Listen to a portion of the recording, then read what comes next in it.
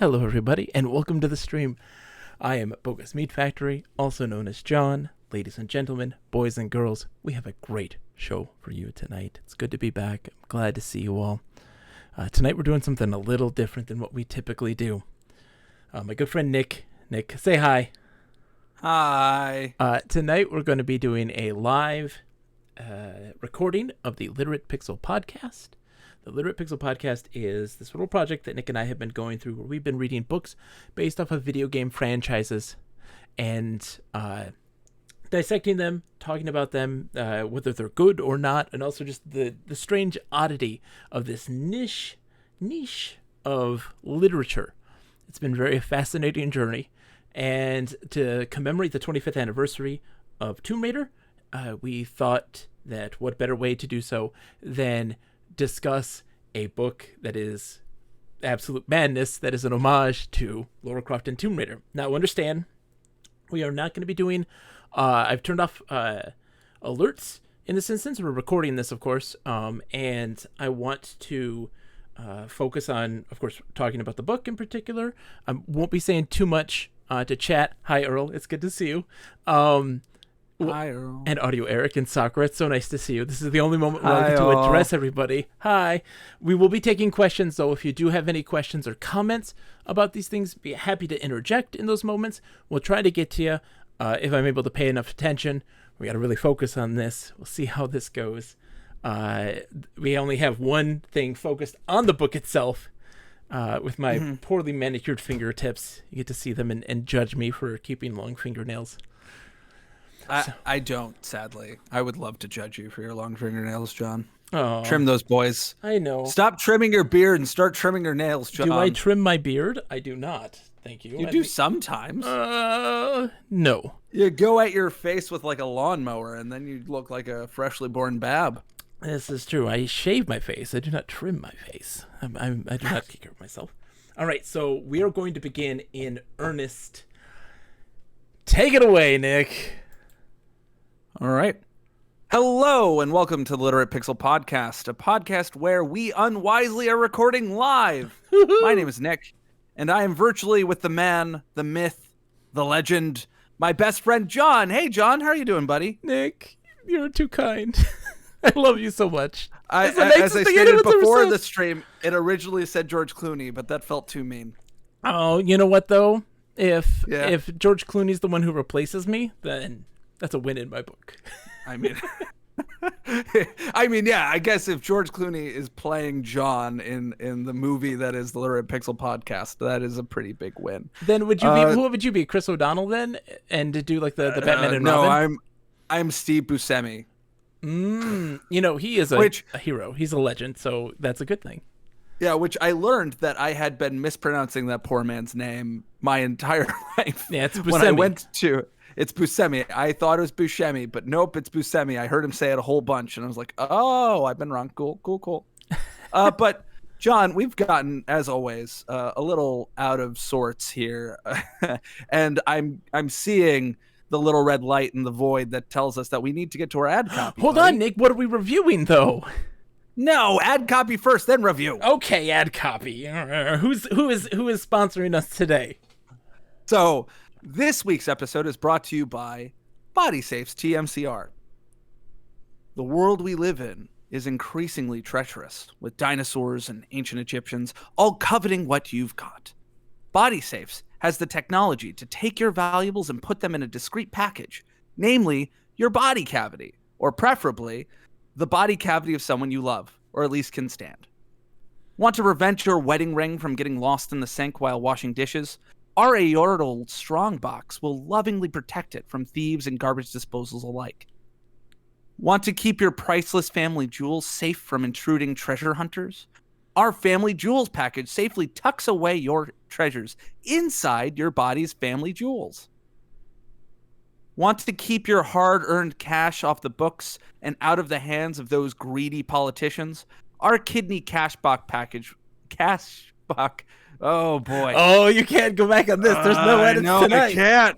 I can't. I'm so sorry, Body Safes. I'm so sorry. But your kidney cash box package will safely store our moolah in the place of your internal filtration system. Body safes. We keep your valuables where they belong, on your person. Thank you, Body Safes, and I want to issue a formal apology on the part I of my resign friend. as of right now. Yep. So, Sorry. John, this is all you. Well, I've been told I'm not allowed to resign by the man with the gun behind me. So Yeah. I'm still here, at least for another episode. Cheesy the Cheesesteak is looming over you at this moment, watching you and saying, no, you are staying and you're doing this. Yeah, so yeah, Body Safe Body Safe is they are giving us money to talk about this book that was written by Douglas Coupland in the late 90s called Lara's Book, which is based on the Tomb Raider series. And this is helping to finish up our month-long 2-episode celebration of Lara's 25th anniversary. It was quite the occasion. Everyone cared. Hey, we had Douglas another book. Coupland. This is our third Lara Croft book.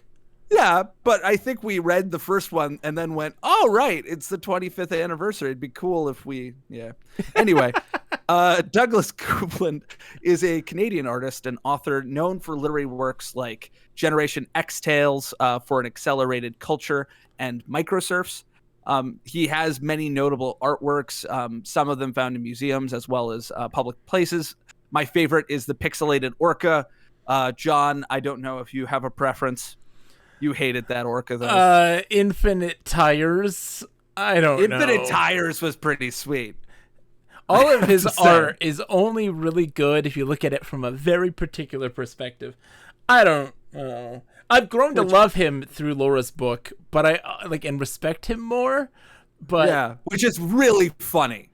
It is immensely funny. Which is funny because you have 180'd and you're just like, I don't respect him. This is stupid. I'm not quite 180, but I just like that he's warmed on you. So given that you were very cold, you were off. Well, this book in particular is a love letter. I don't want to accidentally end up fondling Laura here with my hands on the book. I can imagine. This is a love letter to the Tomb Raider franchise. This came out in 1999 after the release of Tomb Raider 2, and it is a perspective on the cultural zeitgeist that was Lara Croft at that time.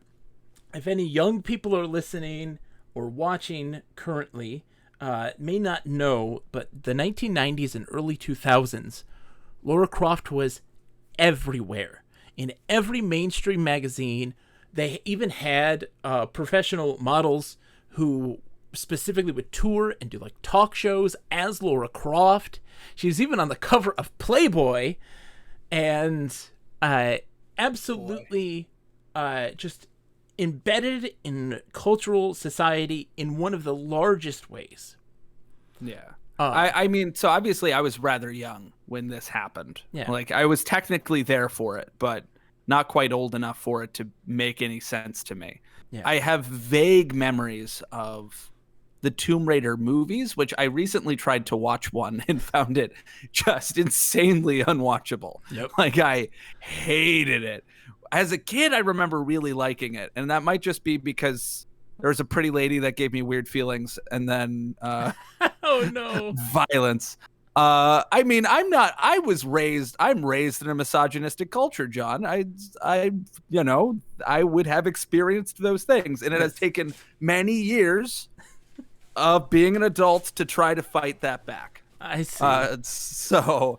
But there was that. I watched it, and they had like a Greek temple underwater that was somehow perfectly watertight, and I was just in shock. It was weird. It was bad. I didn't like it. Well, the book is a love letter to Lara Croft and Tomb Raider. Again, like highlighting the cultural zeitgeist, also offering some insight and perspective from Douglas Coupland himself on how he feels we react to pop culture phenomenons, how that affects our cultural, universal subconscious, and how that pushes technology forward, but also having some biting commentary on obsession, and as well as just a strange fixation and objectification of Lara Croft in a thing. The only way that I can describe it is very manic. Yeah, the book does have a big manic energy. I will say that it is composed very well. As I've gotten older, I've learned to appreciate modern art, or at least some modern art. I'm still a bit of a Philistine in that regard, but I've come to like some modern art, and this is the sort of modern art that I like. It is art that I cannot have composed myself. It is not a banana taped to a wall that sold for hundreds of thousands or millions of dollars, while there are, billions of human beings starving. Well, I'm not billions, but a billion. I would like to point out that, the person who actually does the composition of this book is not Douglas Coupland himself. It is, let's see, Connie Nixon is the one who's responsible for the layout and visual aesthetic of this. The graphic design. The graphic design of this book. And it is very striking, using, color palette and stuff like this, highlighting the colors used in the page. I did find out that is the case, that these little dots that you see in the book are actually the palettes that are used in the adjoining pages and things like this. They do some stuff to highlight that, which is really interesting. Yeah, it's very, the thing that it reminded me of was like the color correction palettes that you would have at the end of old photography. Yeah. And the book is separated into a variety of different segments, where segment 1 is really, it's a series of chapters that are from the perspective of Lara Croft, the digital being Lara Croft, not the fictional character. Trying to understand its place and the world's reaction to it, and then it goes into Douglas Coupland in his commentary, from his own perspective of what Lara Croft means to culture and society, and then it gets into the objectification and the obsession portions, where it starts to go into her personal vitals and statistics, and the public's reaction to this, and like all the fan creations of it, and the art and fashion of Lara Croft, and these sorts of things, really emphasizing the style of that character and what it means to other people. And then interspersed throughout it after that are walkthrough sections that I can only describe as they're bipolar. They are one of the and I don't mean that as I don't use that term lightly, like to be like an offhand comment on mental illness. It is legitimate. If somebody with a mental illness could look at that and say, oh, that makes sense. The walkthroughs are insane, and they don't make any sense, and it's events and actions all disjointed and in different places. It's a wild experience. We'll show some of that as we go into the spoiler zone. And then the book goes on to talk about the creation of it, where they interview, Core Designs and Eidos Interactive, and then go into more guides. But the big finale of this is a fan fiction written by Douglas Coupland that the pièce de résistance, it's unlike anything I've ever read in my entire life. It's a pièce de résistance. It's also technically a comic. It says that it is an action comic, which I would argue that is not really the case. To the point about the walkthroughs, I will say that it might be better to say that in some ways it's inscrutable. Yeah. Like it's just, it's inscrutable and quite literal. Yeah. Like, and it is a walkthrough that doesn't really help you because it tells you exactly what you need to do, but not giving you tips on how to manage that. It's almost as if somebody had recorded the inputs on a controller and just transcribed those inputs. Yeah. It's like if an AI tried to describe how you beat a game. How you beat a game. And it's absolutely wild. But I came into this book reading, Nick, thinking that this was going to be terrible, because for me, a lot of modern art or any instance where I feel like that the artist is really, patting themselves on the back and thinking so highly of themselves, very much immediately I'm like, I don't like this. I don't like it for that. And I was coming in with that preconceived notion in my brain, and I was ready to hate on this. But so do you have complicated feelings about our mutual back patting sessions immediately after the recording of the podcast? I mean, I pat your back, you pat mine, Nick. Come on now. Yeah, so that's true. It isn't quite as masturbatory as one might think.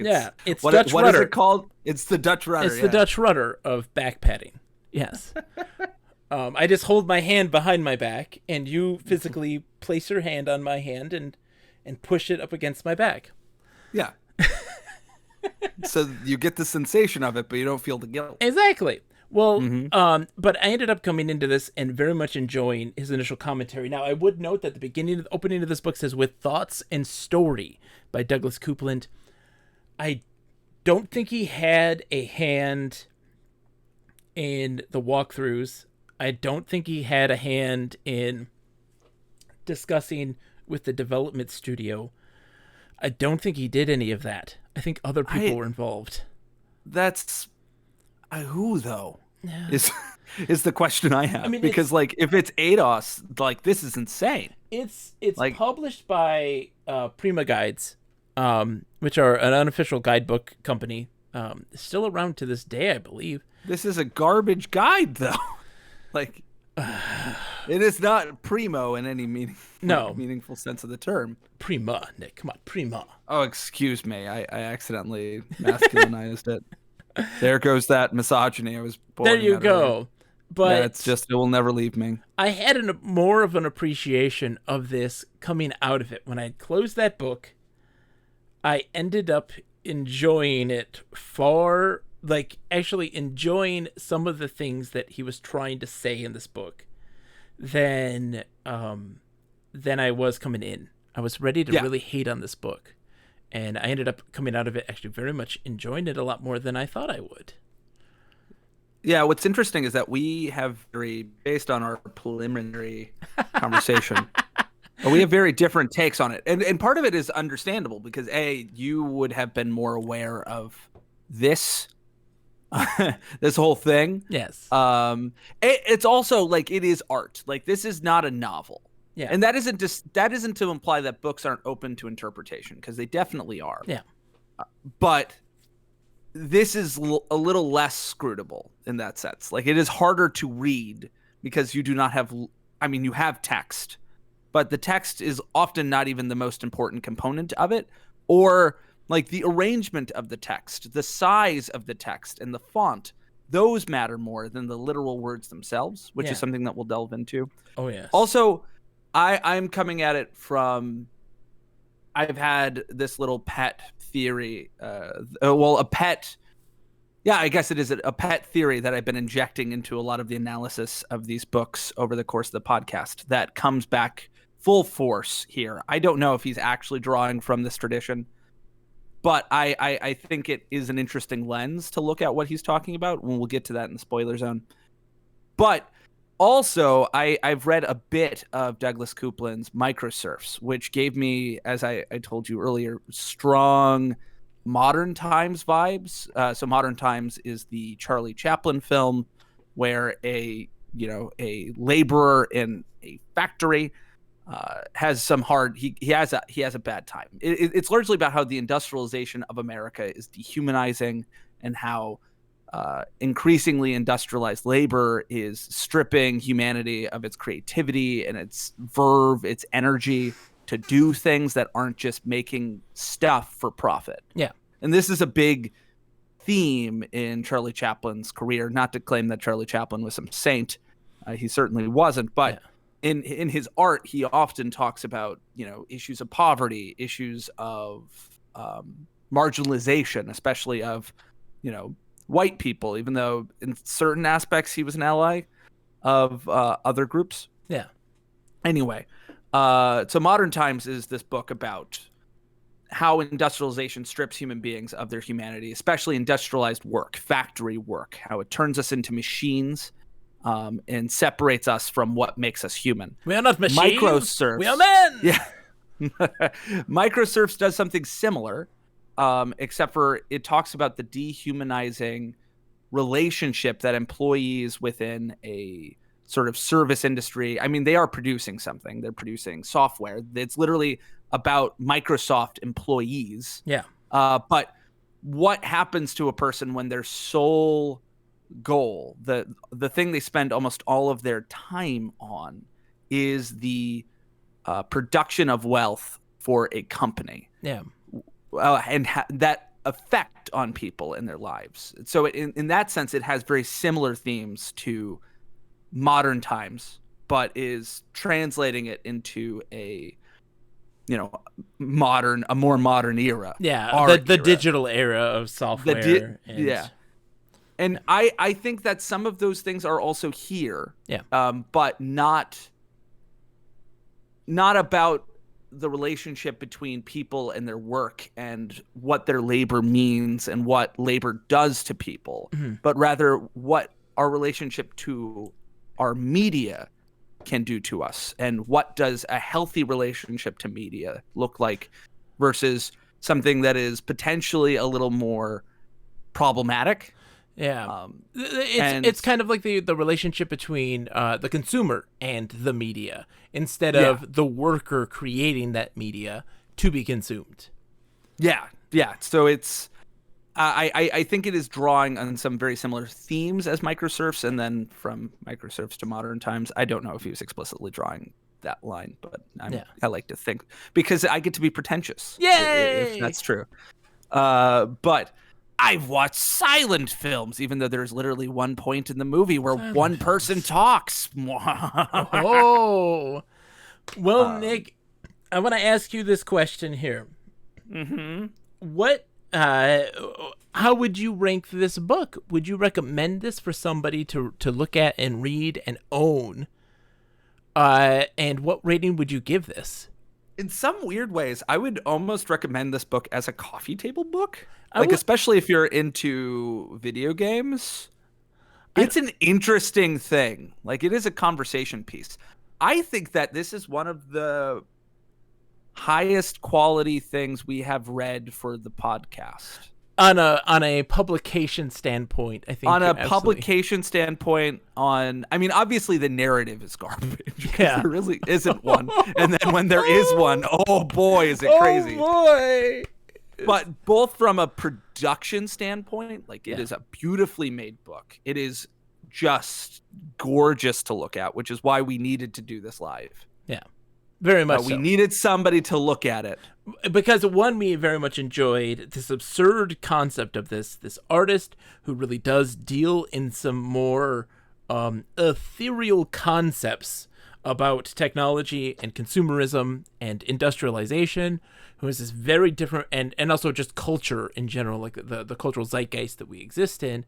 And but what's really interesting is that this person is tagged to make this. I would agree that this would make a good coffee table book, because it's fascinating. But it's just, there's so much to this. I would recommend people own this book, to read this book. And even though it's not really a book, I don't know what to categorize this as, because like a coffee table, it's like an art book, but a coffee table book is typically just images, it's not, or with some text. It's not, the priority is images. It's just the images themselves. And this has a commentary to it that is insightful, but also biting, and it's all over the place in one of the strangest of ways. Not a novel, it's 100% a book. There it says Sakura. I agree wholeheartedly. So on a scale of Rogue's Hour to 10, I'm going to give this guy a 9. And I'm really only giving it a 9. I'm only giving it a 9 because I want space to give something a 10. Like something that just knocks my socks off. But like, I can't justify giving it a lower score than that. We're never going to get a 10, Nick. You know that this is going to be as high as it gets. Possibly, but I think it's a 9. I enjoyed it. There was never a moment when I was, except for maybe when I was looking at the the walkthroughs. Yeah. There was never a moment where I was like, this sucks. This experience sucks. Every other book, I've had that moment where I'm like, this is like, even when it has shocked me, or I was like, this is weird or goofy. It felt weird or goofy intentionally. There was an intentionality to the absurdity of the that narrative toward the end, that fan fiction. We're gonna have a lot to talk about with that in the spoiler zone. I do not want to give it a 9. I was going to just give it a 7. Because that is the theme of our rating, by the way, John. Yeah. I always go at least 1 or 2 higher than you, so that's fine. I found his insights from the perspective of Laura and himself to be interesting and actually very thought-provoking in a very positive way. I thought those were actually incredibly interesting, and I feel like it just devolves dramatically after that point where either if he is responsible, that he just didn't know what to do, or he was annoyed at the people who had to have very particular aspects in it, or if somebody else is responsible for it, was just not competent enough. And his work at the end is the cherry on top that really signifies some real something about his own perspective that is just, I've never seen anything like it. I've never read anything like it. And if anybody read it, but you're better for it, John. If any person is worried that they couldn't cut it as an author, read I know what this. You're gonna say. Yeah. Read this. I would say that his short story that he writes for this at the end of this book is comparable to some of the worst fan fiction. Because fan fiction can be fantastic and absolutely amazing and a legitimate form of writing, you know. And eventually we would actually like to read some. Yes. For the podcast. Oh man, do I have a lot of Shenmue erotic fan fiction for you to read, Nick? But so that's where I'm like, Douglas Coupland has a lot of interesting ideas as an author. He has a lot of interesting things to say, but then if this is any indication of his ability to construct a narrative in like a fiction, it's bad. I will say that is not the case, because Microsurfs is a fiction and it's pretty good. Is it? It's pretty good. It's well written. Because I read some of a later work that he did for this congregation of authors and stuff like this, Canadian authors and stuff. And it's a 5-part story that takes place in a video game. And it was like this. It was like this short story that they do, and it's bad. But Nick, I think it's time. So I would give it a 7. You're going to give it a 9. Because also the walkthroughs are terrible nonsense. And there's a lot of word salad that appears in this where it's just I think the word salad is part of the point, but I don't. That is one of the things that we argue about, which we will get to in a moment. But I think is also like, I mean, that's up to interpretation. Is that like a part of the oeuvre? The oeuvre, or is that a part of the oeuvre as a whole, or is it a part of or is it like as disjointed as you think? Okay, well, I don't know. I think that's up to interpretation. Well, Nick, will you do something for me? Will you take my virtual hand? All right. Yes. We're going. Ow! It shocks. We're going to go into the spoiler zone. Are you ready, Nick? It's weirdly tingly. Let's turn the page, shall we? Why is it so heavy? I don't understand. Spoiler.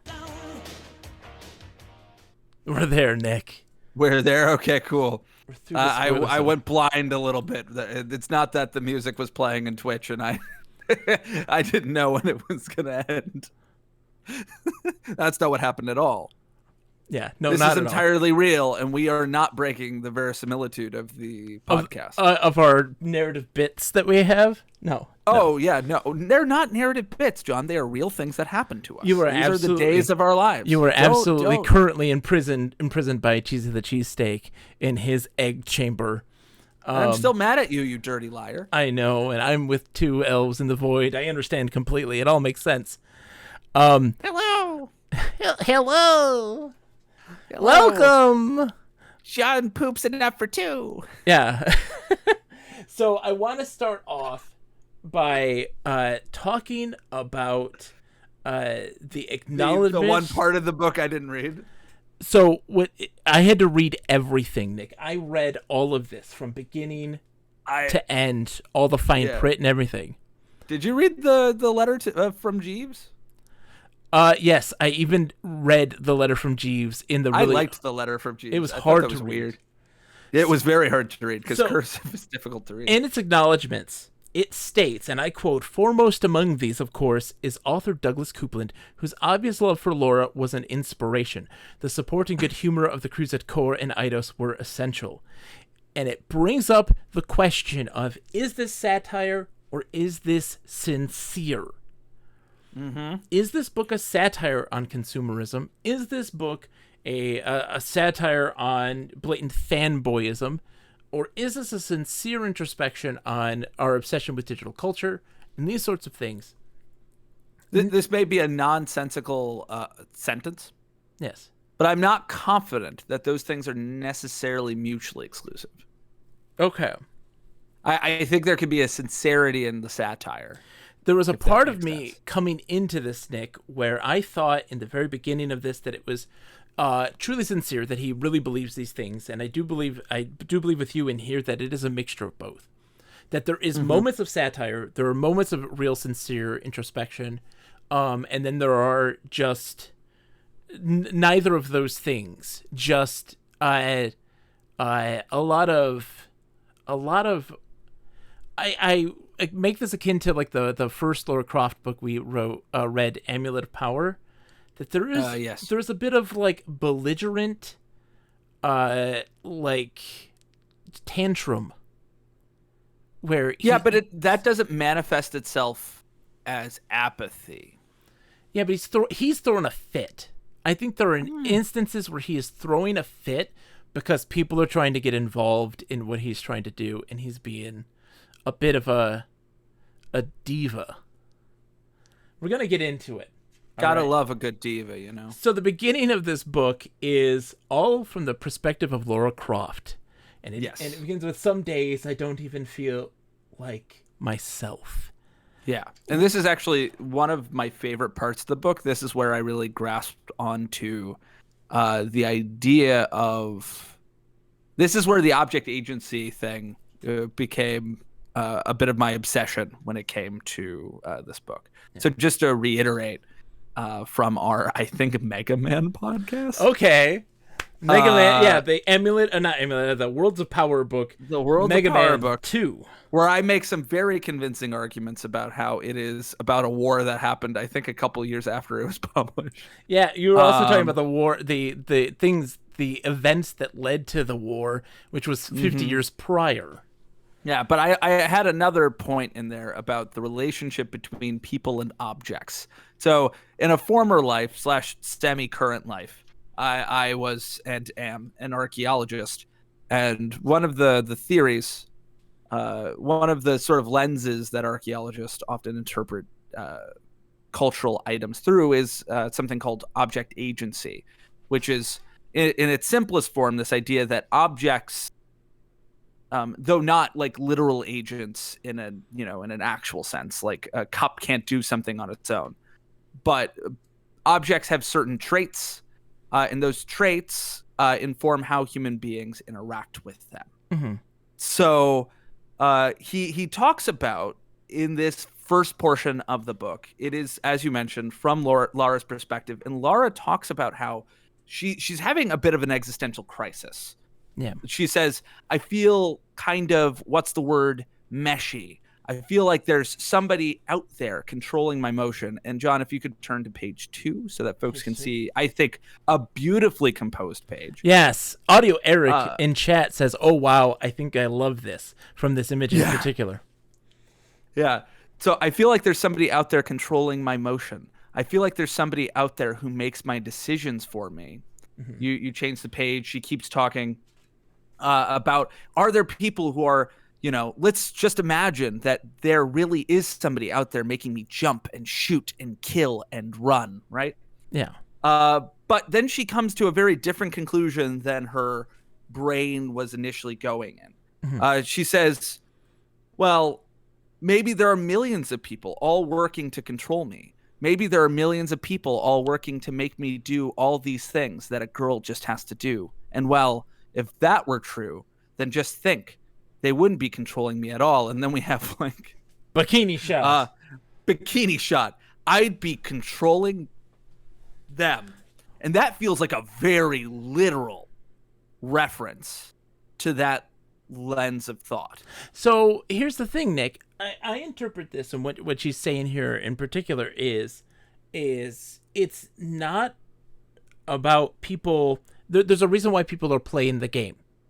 Mm-hmm. It isn't that they are wanting to control a beautiful woman and trying to control somebody, right? Even though that definitely has, I know. There's a component of that. But it is feeling this compulsion to see where the adventures of this character take you. It's people being attracted to that personality that has been created, and they were drawn to Tomb Raider, not they're trying to control Lara Croft. They're trying, instead, they're going for the ride that is presented to them. How the effects of this character and the stories that they're trying to create and the puzzles and game design and that is meticulously crafting this cultural zeitgeist is affecting people. Because later on in this, it talks about how she has affected other people's lives because she says, and I quote, but then I thought, no, it wouldn't be sad at all. She waxes poetic about this person who's losing their memory and they're reliving these moments over and over again.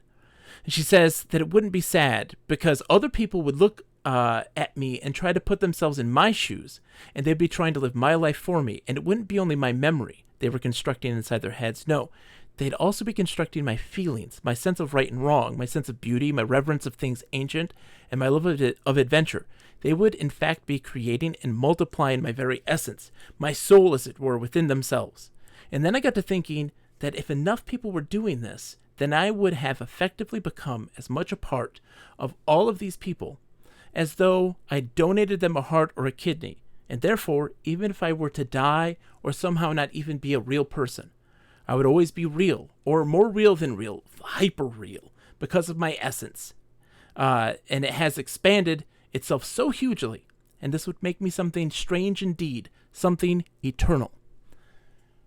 Yeah, so what's interesting is that I think you and I have very different takes on, and I think both of them are valid, but I do think that definitely a component of this, just because in this nail, I think it's hit a lot more later in the book, and I'm sort of viewing the book holistically, because I think you broadly think it's a little more disjointed than I believe it is. Yeah.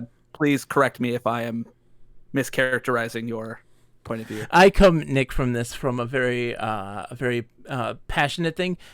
For those that have, of course, watch the channel and listen to me talk, I've always been a person who has said that there are ways that we can connect with software and virtual spaces, and how the human spirit can find ways to attach themselves to these digital spaces and find emotional connection to them, even though they are in reality, simulations. They aren't, they're very linear, but somehow we're able to connect ourselves to the narratives and to the characters and to the mechanics of a game and become more emotionally attached to them. So I very much relate to this particular aspect very strongly. Yeah, so I think where we differ is that I think in some ways he's problematizing that. That not that he is saying it is strictly negative, that it is strictly bad. Yeah. But he is asking us to consider what we give up when we obsess over a media entity like Lara Croft. Which is why I think we have in very big words, when we go back to the bikini shot on page 8, I'd be controlling them in, white highlight. Or when we have, or when we talk about like that portion you just read, where she says that I will become a part of them, that I will be as if I were a vital organ. Donated to them. No. What that means is that those people have come out of this game experience changed, that they have been affected by it, and that they've found an experience that has become an indelible mark on their being. And you can see that with every person, though, Nick, because look, we talk about childhood memories and these things of nostalgia. We talk about, memories that we have found enjoyment and love for stuff that is superficial. People are like, oh, I remember loving Ghostbusters. Well, Ghostbusters isn't particularly anything that has any great impact on like the human condition, but don't get us canceled, John. But don't we're gonna have like men's right activists knocking down our door. But it still has an effect that is a positive effect on a person's life. It leaves a mark on them that makes it's a creative mark. Yeah. So what I'm saying is that I don't think he falls on either side of whether or not it is positive or negative. I think he is stating that these objects, these digital objects, have an impact on our lives. And whether or not that is good or bad is going to be mediated by the person and the extent to which the person allows that media to consume them, to consume in sort of line with microserfs, where we have relationships with things. So in microserfs, we have a relationship with a corporate system that then takes us over. Here, there is a big theme of obsession about the details and the thought processes and the life of a fictional entity. Okay. On page 9, next to the bikini shot, we have a few photographs of actually a pretty well done Barbie doll that was made by a fan. So some of my fans, so this is written from Lara's perspective, were so starved for my action figure, they created their own Lara. These pictures came from the internet.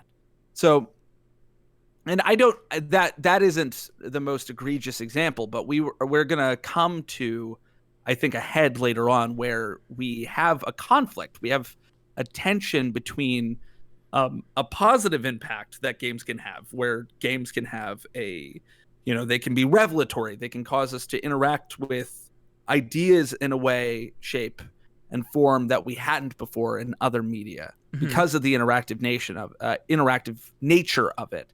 But I think he also is asking, is it good if we are spending so much time thinking about this person that isn't real? Like if what Lara Croft inspires isn't, really a legitimate interest in history, but a not even a very deep interest in Lara herself. Okay. I see what you're saying. I don't know. It's interesting. It brings up some interesting questions, Nick. But yeah, which is why I really like the book, because I don't know if it lands anywhere. Yeah. I think it leaves it up to the reader to ask, to what extent are you comfortable giving up a portion of yourself giving up a portion of your identity to a media property? Yeah. The other portion in this book, it's highlighted on page 14. It's her talking about how she perceived herself as a kid and at that time how she thought of herself, and as you grow, how you think that younger you was so stupid in comparison, and thinking that there's going to be an end point to this, but there never is. You're always going to grow older and look back at yourself and say, I was foolish in comparison to how I was now, which is really interesting. And it is kind of strange in relationship to this. And I don't even really have a way to say, like, how is this, in all honesty, tied to Lara Croft and that phenomenon? So there's so you have to, I think you have to step back, because it's not, she doesn't just say that there's like more life, that there's always another stage until obviously there isn't. But she says it never ends. There's always going to be a new and higher level. Yeah. There's always going to be a new game. Mm-hmm. There will never not be a Lara Croft game. So there's sort of like this ennui that exists about how, about like these perpetual IPs, which is interesting because this is coming out right after Tomb Raider publication of Tomb Raider 2. Yeah. So it's already anticipating that it's not going to end. Yeah. Because they're still making Tomb Raider games. And there's this question of what impact can we have, like, if a thing can't be finished? You know, if it's always happening. I think that maybe it is a lot more of a commentary on that each subsequent game, they're going to be learning how to make better games and find better ways for people to connect with those characters, that the newer iterations of what Lara is going to be in each subsequent game is going to be better and more fleshed out. No pun intended on the flesh part. Lots of, I mean, they're literally, I think in their technical commentary, which I think your notes are a bit better on where that actually occurs. Yes. But where Eidos definitely has their finger on the scale, and they're talking about Tomb Raider 2, it literally comments on the fact that you can see her ears. No, that's what to possibly expect in Tomb Raider 3. Oh, okay. So Tomb Raider 3, we can anticipate that she'll have ears. That you might be able to see them in game. Which is weird, because like I read that and I was fairly confident that was a line fed by Eidos, but that's creepy, man. That's Coupland talking there. That's Coupland talking. Okay. So you think that's Coupland being critical of the game producers? It's an well, we'll get to it. Okay. Yeah. But so do you want to talk about the next section? Because I think that's actually where you and I have we're already sort of on diverging paths in this choose your own adventure interpretation book. So on page 18 and 19 and the subsequent pages afterwards, there is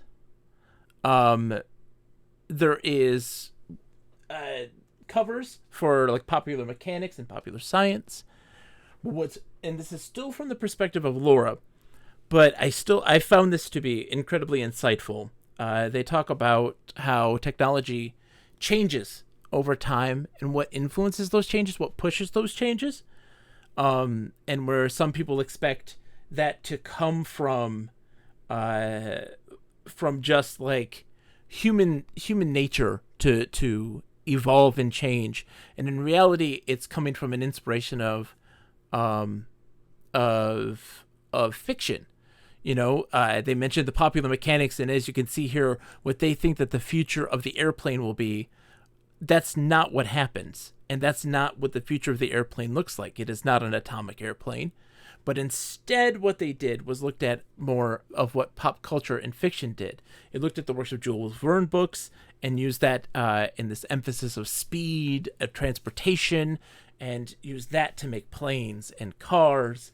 You know, sci-fi books of the 30s and 40s to instill this desire for the space race, and even goes into saying that we're inspired by art to then push forward science.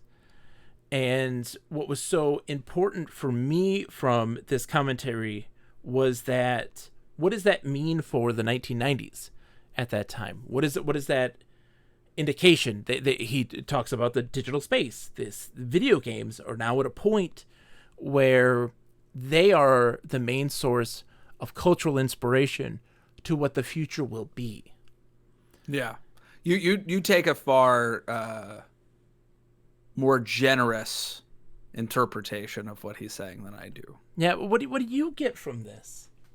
Just can you reiterate what your broader point is before I accidentally attack a straw man? Well, the broader point is that art is what pushes science, and how in the 1990s that video games are at a point technologically to inspire people and help and be that art source to then push technology forward in in interesting and unique directions. Yeah. So this is where this part of the book is where I think some of the bite, some of the tooth, the al dente, I don't know why that made me laugh, but it did. I make myself laugh on this podcast. That's really the only reason I do it. Otherwise I have no joy. Perfectly normal, I'm just Nick. here. Yeah, I'm just here in the void grading biology papers. Anyway, because so if we go to page 25, where we have this lovely piece of graffiti, I assume this is graffiti. Yeah, looks like it. Yeah, the first paragraph. It makes me think about what kind of creation this wave of enthusiastic dreamers is going to produce. Whatever it may be, it's probably going to have an on switch. And when this switch is activated, I have a hunch it's going to say, "Hello, I'm Lara," then promptly kickbox whoever pulled the switch right in the gut. Then it may well locate and kill a few bats at the same time. So before, he's talking about things like Jules Verne and, these seminal works of fiction.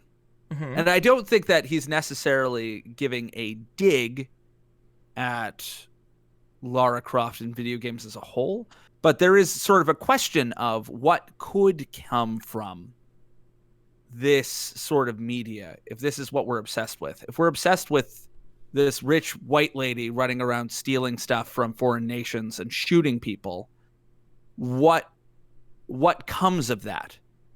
What direction does that push society in if this is what people are interested in?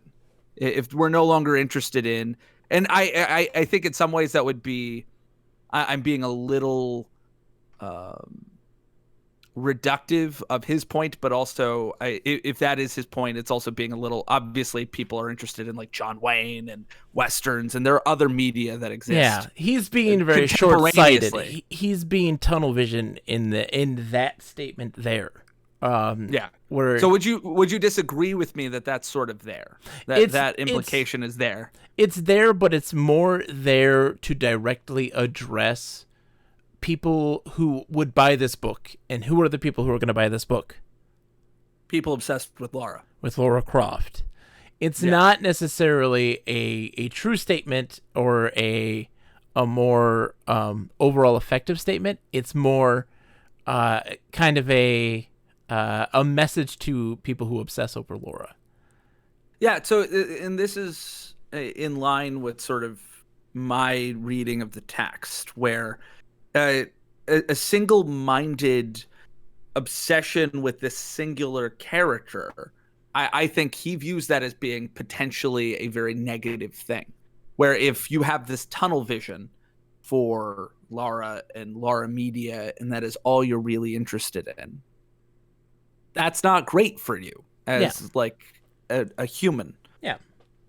You should want to enjoy other things that like Lara is interesting and fun and worthwhile, but like maybe don't care about her boob size. But it's reductive to state that those people who are fans of Tomb Raider and Lara Croft only think of Tomb Raider and Lara Croft. But I think it also exists on a spectrum. Come from this understanding, though, Nick, that immediately afterwards, right, in this instance, because we're now in the segment where Douglas Coupland talks about his thoughts on Lara Croft, and even states that he had no idea this person existed until a friend's like, hey, come play this game. He doesn't play very many video games. He doesn't have much experience with those things. And then he sees what the appeal is and attraction of this.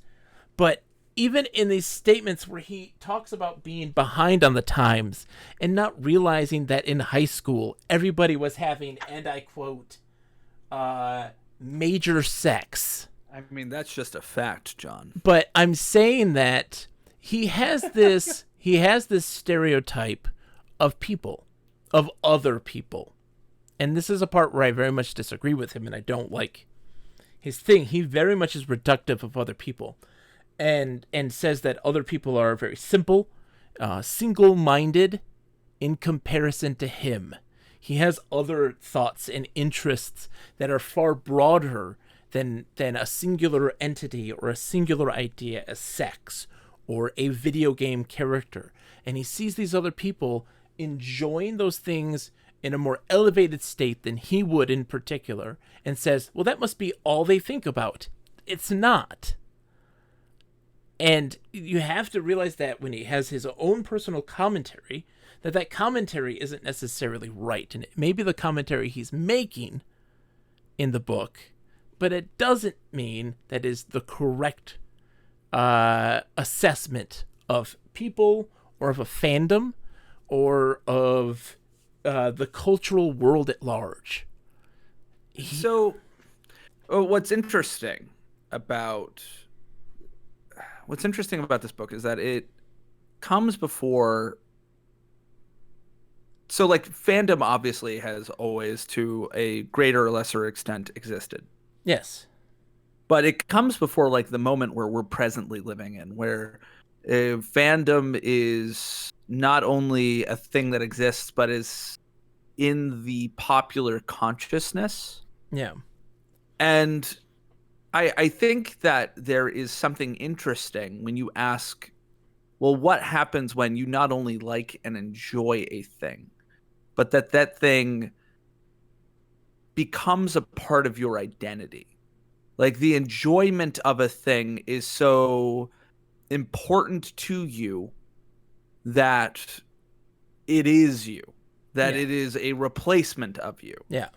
Where if anyone does anything that you sort of vaguely dislike with that property, like let's talk about Star Wars. If I make a bad Star Wars movie, there are people who are devastated by that. And like, yeah, being disappointed is healthy. Yeah. But being broken by it is weird. You're right. Like that is not great. Nothing is sacred. Nothing. Being upset because the cultural, like the cultural makeup of Star Wars is slightly changed from the very heteronormative, very white cast of the 1970s. Yeah, that the cultural wave has swept you by and is moving in a direction that you were not in direct control of. Yeah, and like that, it is so, both like your identity of whiteness and also your identity of Star Wars are so intrinsic to your self-value and self-identity that if anything in Star Wars changes, oh my God, they got more black people and Asian people, not even really more, they just have a more important role in the story. That just wrecks you. And I think that in some ways, like, again, I think that you're right, that it is a bit reductive. But I think in some ways it's also prescient. It is anticipating a moment where everything, including our consumption of media, becomes a part of our DNA. And if somebody does something to it that we don't like, it isn't just like, oh, that's annoying. That's gross. I don't really like Indiana Jones, the fourth movie, which is the correct opinion, John. But it's not like that, where it's like, oh, I don't like that. Or if you like it, that's fine, but I don't like it. But like, if somebody has a different opinion than I do about this media property. They are Hitler, and I hate them. Hey, anyone who doesn't think the Temple of Doom is the best Indiana Jones movie is just intrinsically wrong.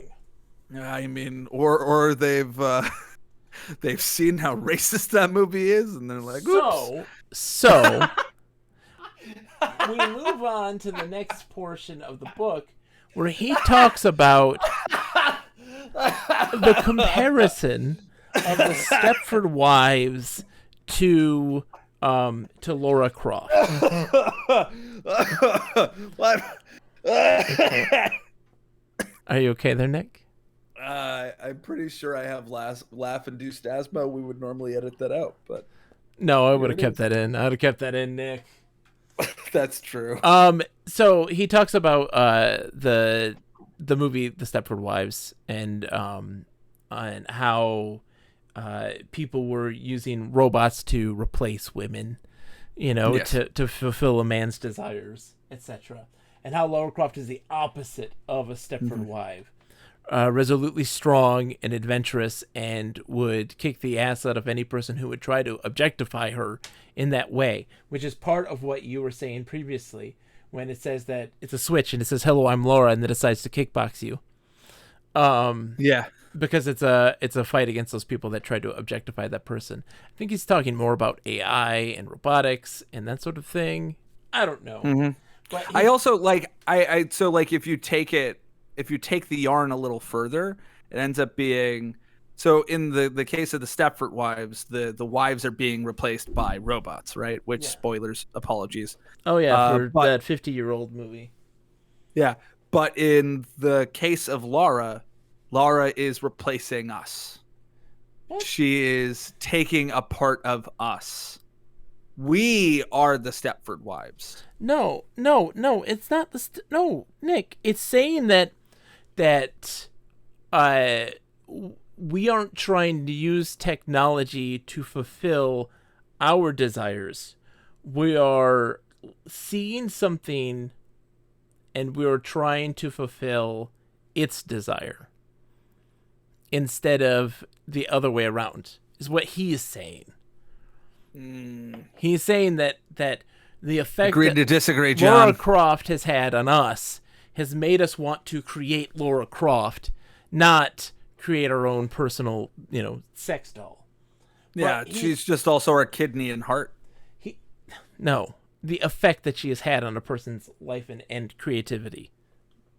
Also, it says, though, that because of a movie like The Stepford Wives, that people have grown up since seeing this movie and developed a phobia for using high tech for evil and Stepfordian gains. And I'm just like, how wrong you are. Oh, yeah. How wrong he is. I'm like, the modern day is... Because, of course, this is now almost 30 years later. It's 22 years later. Yeah. And how technology has absolutely been used for evil gains and Stepfordian stuff. I mean, you look at all of the... We are making sex dolls. That is definitely the case. And the weird... We're making ladies simulacra. Yes, the VR, tutor, the anime girl tutor that you end up doing stuff with. Like, Senpai notice me. Yeah, exactly. And also to talk about how in reality the pushback of people wanting strong and strong characters in video games, and while I would say that Lara Croft is in this iteration, slightly problematic in reality, built specifically for the male gaze, that sort of thing. Oh yeah. But I do feel that it very much highlights this pushback towards the idea of having strong female characters, and how something like Lara Croft didn't push forward this idea of having more diverse and complex female characters in games, and in reality caused a giant tidal wave of people wanting things to not be more interesting and diverse, and to cater towards a very particular perspective, which is chauvinistic and small and tiny. Yeah, ignore me as I pour myself more whiskey. That's okay. Yeah, it's a good old Dewey's number 69. Oh, It's a local bourbon. 69. I know, right? It's nice. So, Yeah, no, I wanted to pull on that thread as well. Okay, pull. If you could just repeat it real fast, because my brain wiped when I was pouring myself whiskey. Oh, so you weren't listening. I was listening. I just forgot. I see. I listen to when you talk. That's fine. I love you. I love you too. Oh yeah. So the little point that I wanted to add to that is that so this is also, so we're talking the 90s, right? Yeah. It's not until about now where we're really starting to get more women, people of color. I mean, obviously throughout like Hollywood's history, yeah, those people have been participating in media at all levels. But it isn't until now that like we are really seeing those people like head these sort of commercial ventures, right? Yeah. And creative endeavors, these major investments and stuff like this, yeah. And that's where we're seeing there is less and less. There are more and more really good characters. And this isn't to say that like all of our problems are solved and magically patriarchy and racism has gone away and homophobia and all those things. Obviously, those things are still there. And there are still people who make garbage. And the pushback is still intense. Oh, yeah, it is. But like if you go on Netflix, you can find like She-Ra, which historically was a very male-gazy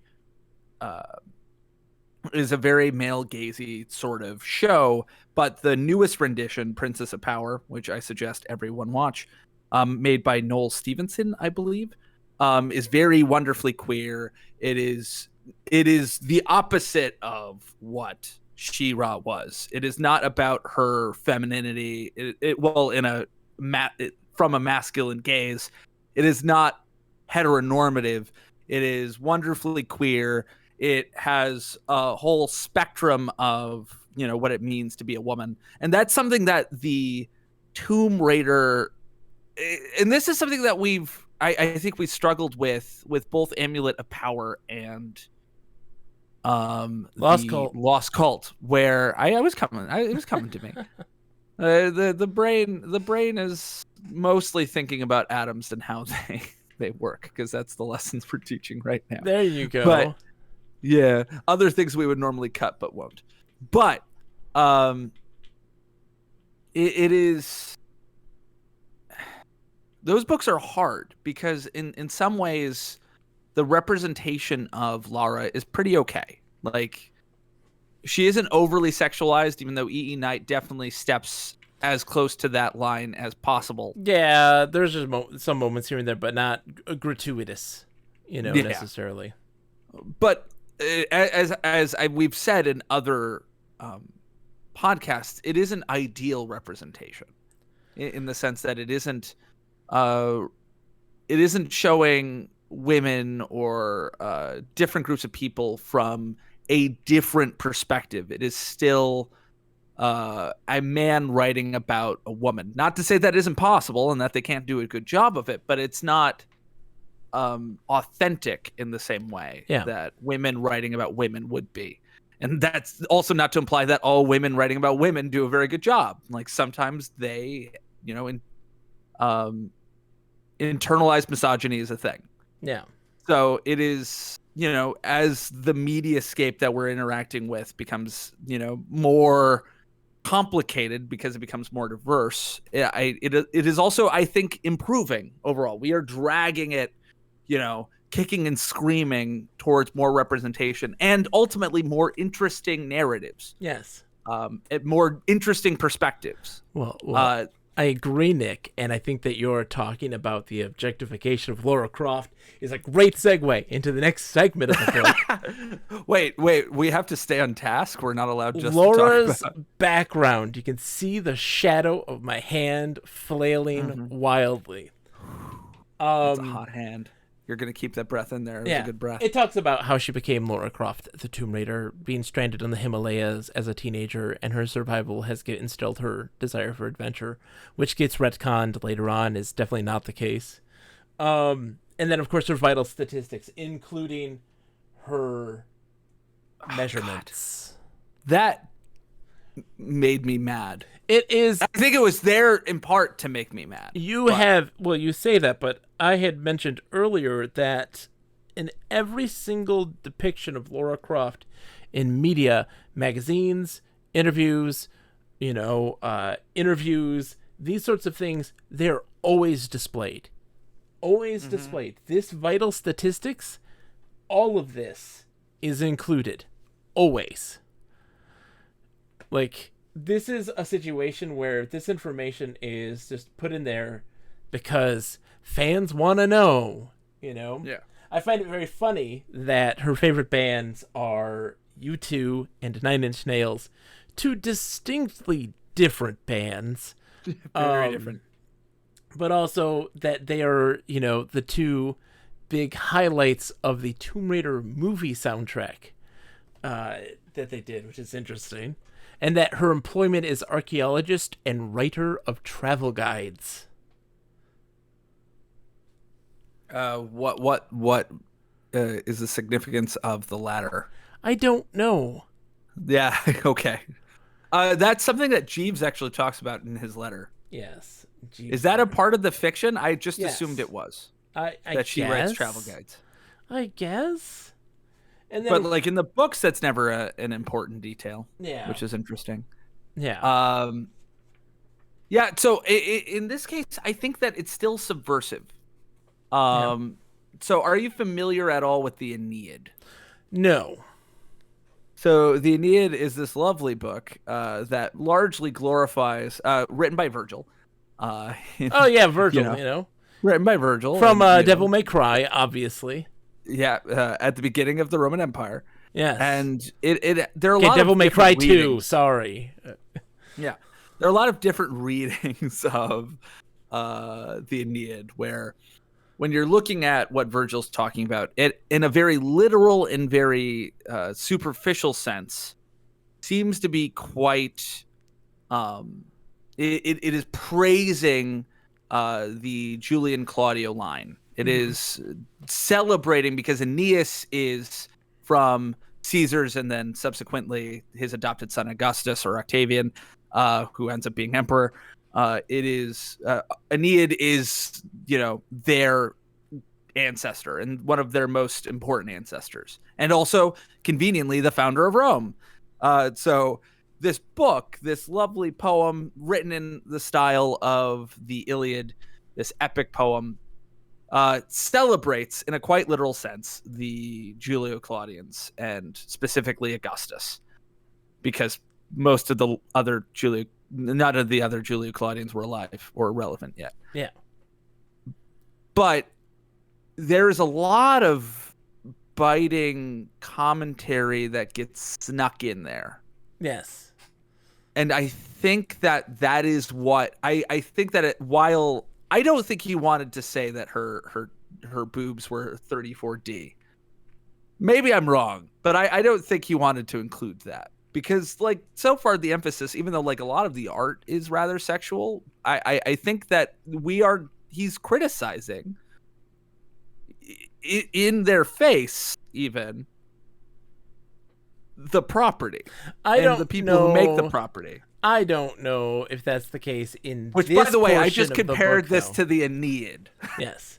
I don't think that's necessarily the case in this particular section. There's not much to it outside of, like, looking at the variety of different things. But in the next section, A Day in the Life of Lara Croft, I think you're absolutely correct. Yeah. So the only before we move on to that, Yes. we've spent a lot of time on these 20 pages. I know. Well, it those looks first like 20 pages are really there's dense. There's a lot to talk about, a lot of questions raised that don't happen as we continue in this book, because we're only on page 39 of a whopping like 187. But trust me, most of those are just the walkthrough, and we're not talking about which those. we will go through real fast.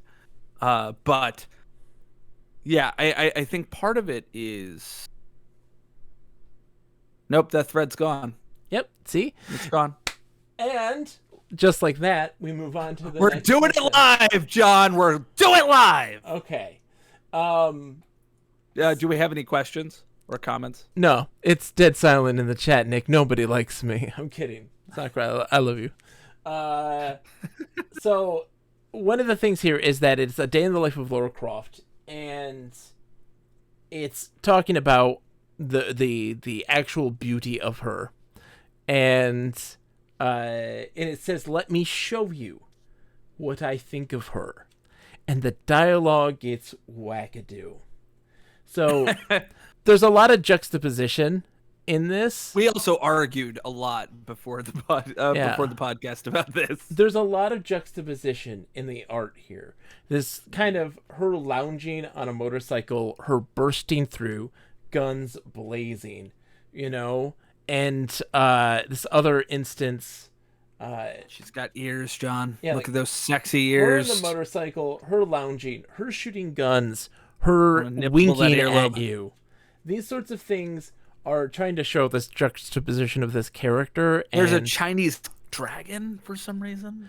There's a lot of like. Does she go to China in the earlier games? Yeah, she does. She goes all over the place. She jet sets. But the word, so the visuals of this are him depicting like the various facets of this character that he thinks is important, and just to showcase the art of the character in general. But the words that accompany them become madness. Yeah, you called them madness. I called them intentionally vapid. I don't know if they're intentionally vapid. I think that he very much got high, looked at these images, and did a stream of consciousness of what he felt was fitting of the images. Well, there was a reason why before we accepted the very copious amount of 25 cents from Body Safes to talk about their product, that we almost... Hey, I got a coupon for a free, appendectomy and replace my appendix with a safety deposit box that will... Wait, you only got that? There wasn't two? No, just one. I see. We're still fighting, apparently. Anyway, there's a reason why we almost accepted magic mushrooms as being our advertiser. Oh my goodness, yeah, magic mushrooms. Yeah, they were really pushing for magic mushrooms, but no. Yeah, they only were gonna give us a nickel. I don't deal in psychedelics. That's just not me. I have a firm anti-psychedelics. I'm not really. Everybody, do what you need to do. Do what you need to do. We've caused a war. I'm gonna die. Do you have the words, Nick, that accompany these series of pages? I'm looking. Where do you want me to start? Start on page 42. Page 42. Read it all, because it's not very long. Yeah, that's true. I'll follow along for you, because it's crazy. Let's get some mouth sounds in there. Yeah, great mouth sounds. That's perfect. Not editing out any of those. Those are all going to stay. What edit? We're doing this live. I know. We're doing it live. I just love that Bill O'Reilly gave us that. Like, that's the only good thing that man has ever done is that video. Anyway, all right. Lara is always one step ahead of me. It's best to stay out of her way. If she needs my help, her back is covered. Lara fascinates me. I wonder, what is she thinking? Behind that coy smile, which, by the way, the picture of her smile, that is not what I would call coy. That is what I would call, like, deranged. It is deranged. Yeah. Behind that coy smile, her mind is racing towards some conclusion, some solution that I can only guess at. In the world we share, Lara accentuates the positive. I have to note here, this drives me insane. 2 periods. Oh, I didn't even notice that. We don't have the full ellipsis. What? We couldn't afford the. We couldn't afford the third period to end up the ellipses. But like, so what thought are they continuing there at that point? Like what? The thought continues on page 49. Yeah, go for it. Lara, which I actually did not originally see that. I didn't even see that until you just said it now either. Yeah, Lara, so the graphic design is interesting, travels through a world of dangerous beauty. Every step, every movement has its purpose. She is a composition of devastating force set against a backdrop of intelligence and intuition. Perhaps it's that juxtaposition that draws me to her. There's no telling what she'll come up against next. There's no question that her response will be the appropriate one. Word Block, salad. dive, pool, block, Rex, Crocodile. Scion. crocodile, push, crow, scion, Block. Puma. On the next page, there are sharks. That's actually, I really like this image. It's really pretty. Yeah.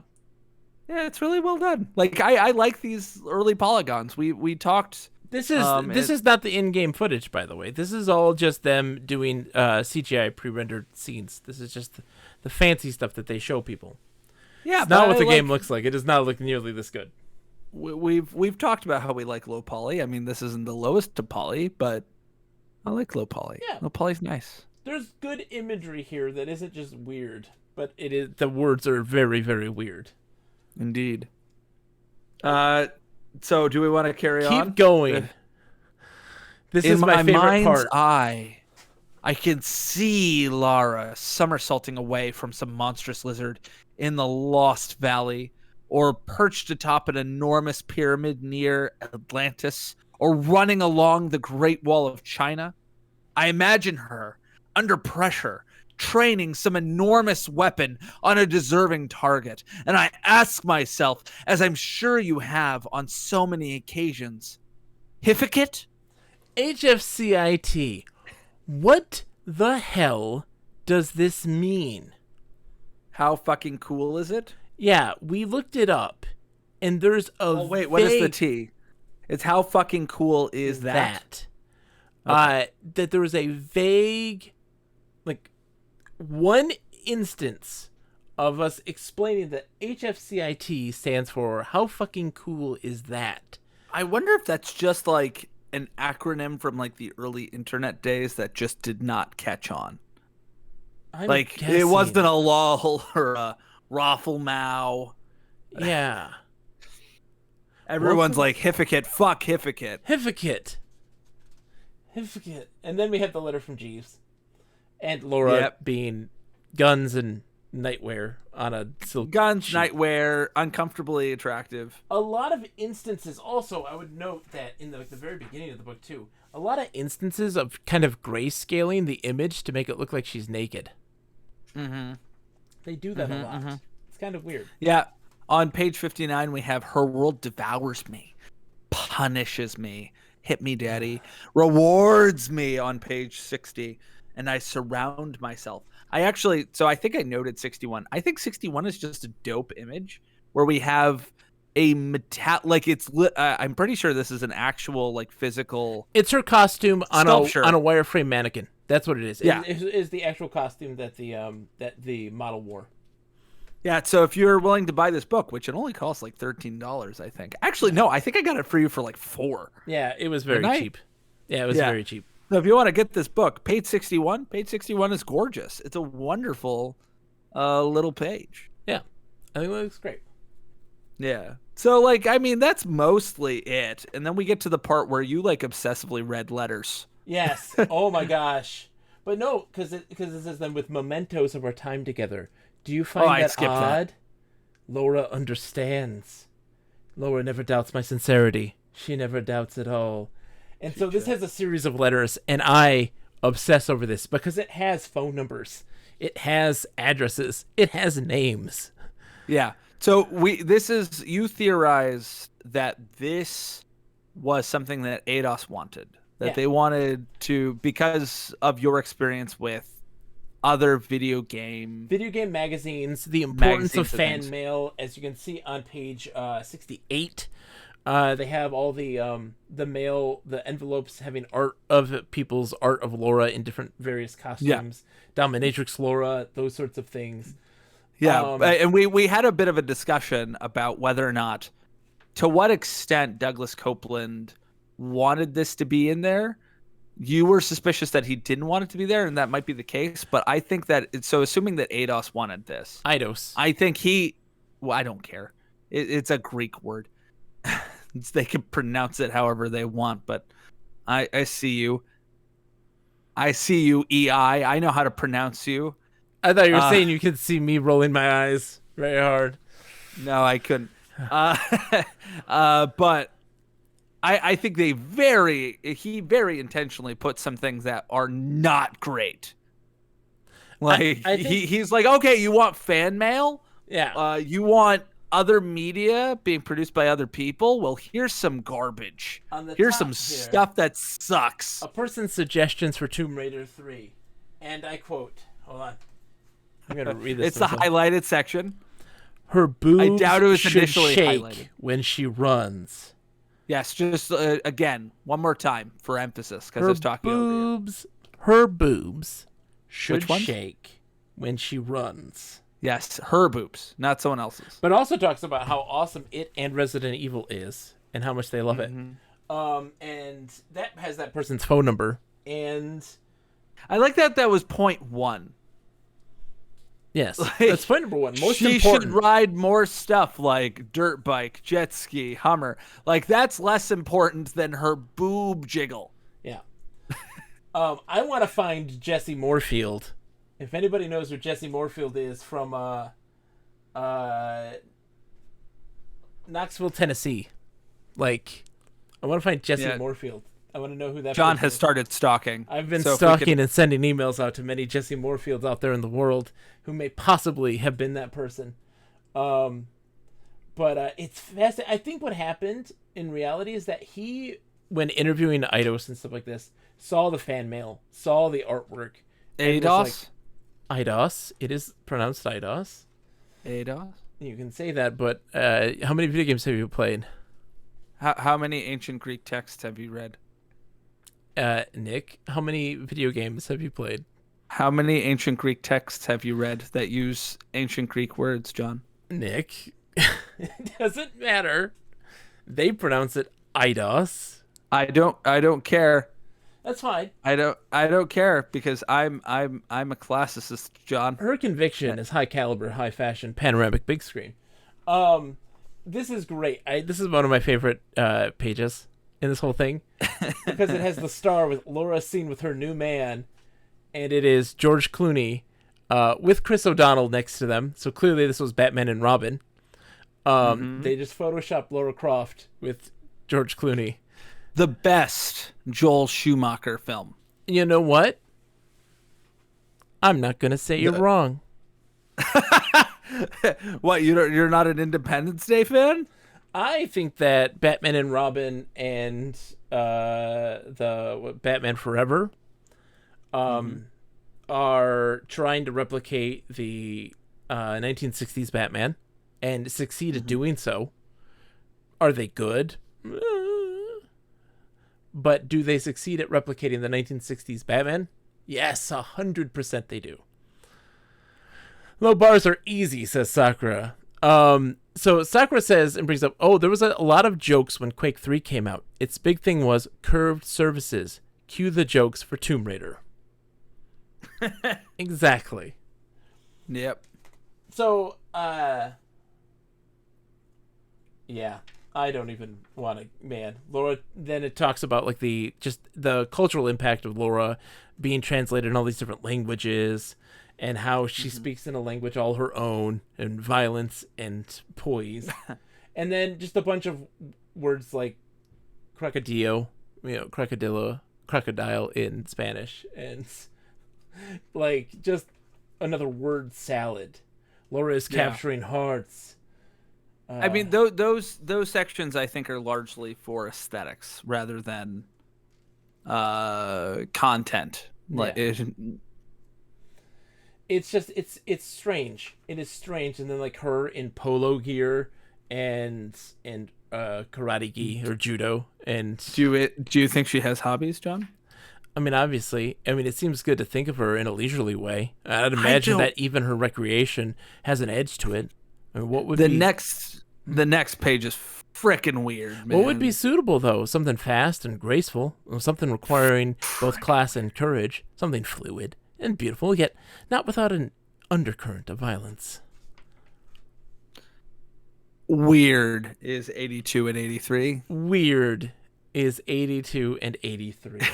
It's Lara's world, but we have shared it together as she floats sexually. And that might just be my imposition, but I think that's No, you're not intentional wrong. in the composition.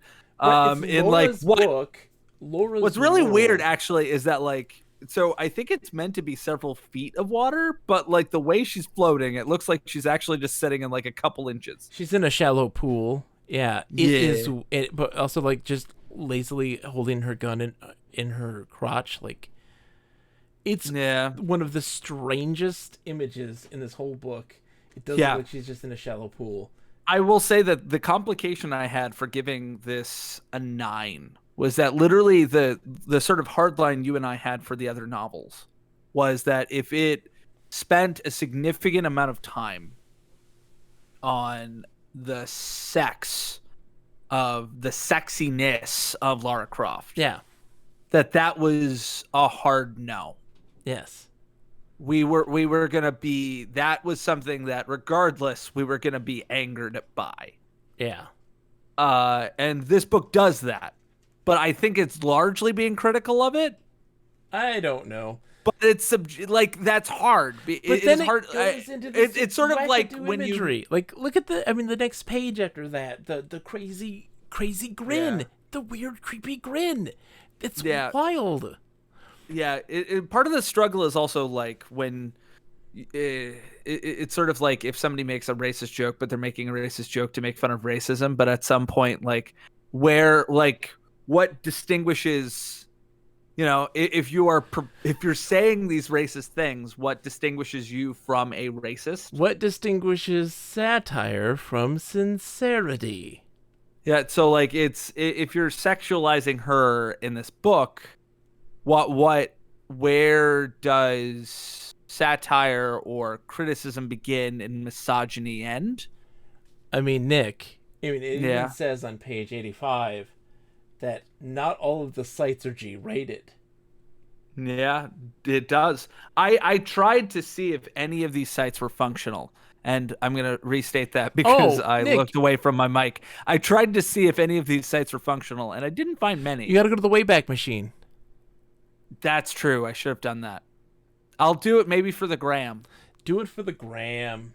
For the gram. Yes. On Instagram, we have the Literate Pixel podcast, where I mostly post about cats, and sometimes I don't post anything for a week because I'm just drowning and teaching. Or you could be like me, who have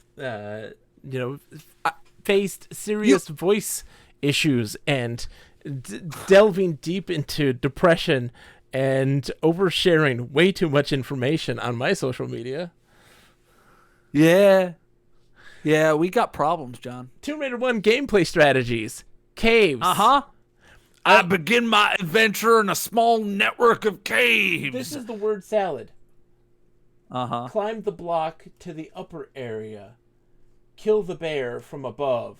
Climb the stairs on the opposite side of the room. Throw the switch to stop the blades. Find the secret. Check the alcoves. I'm shocked you're reading as much as you are. I'm already on page 97. Jump across the stream. Find the secret. Climb.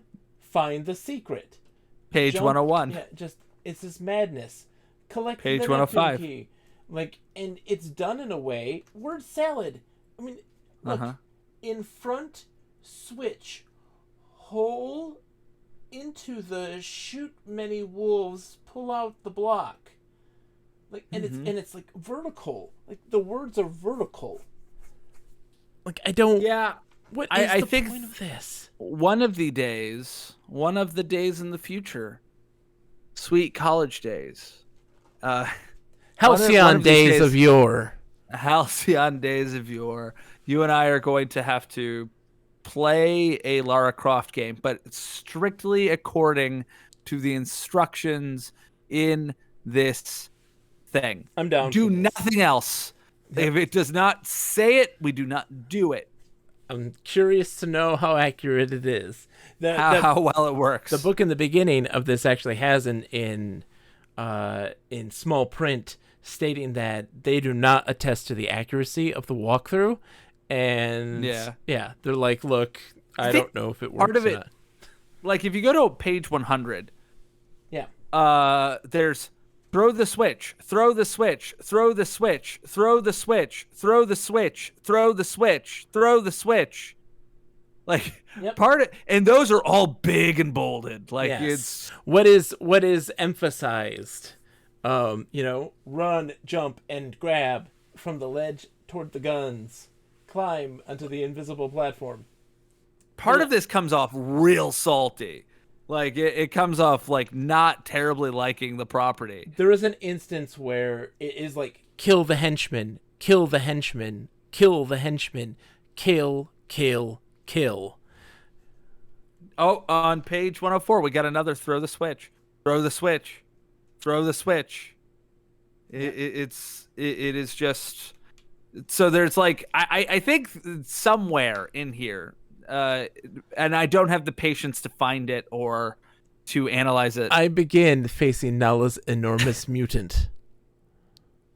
I think there is an interesting commentary about the repetitiveness of it, because I really think that's what it's getting at. Like, if you look at the words that it emphasizes, they're words that are repeated a lot. A lot of action, run, well, a lot grab, of action words, shoot. But like they're exactly the same.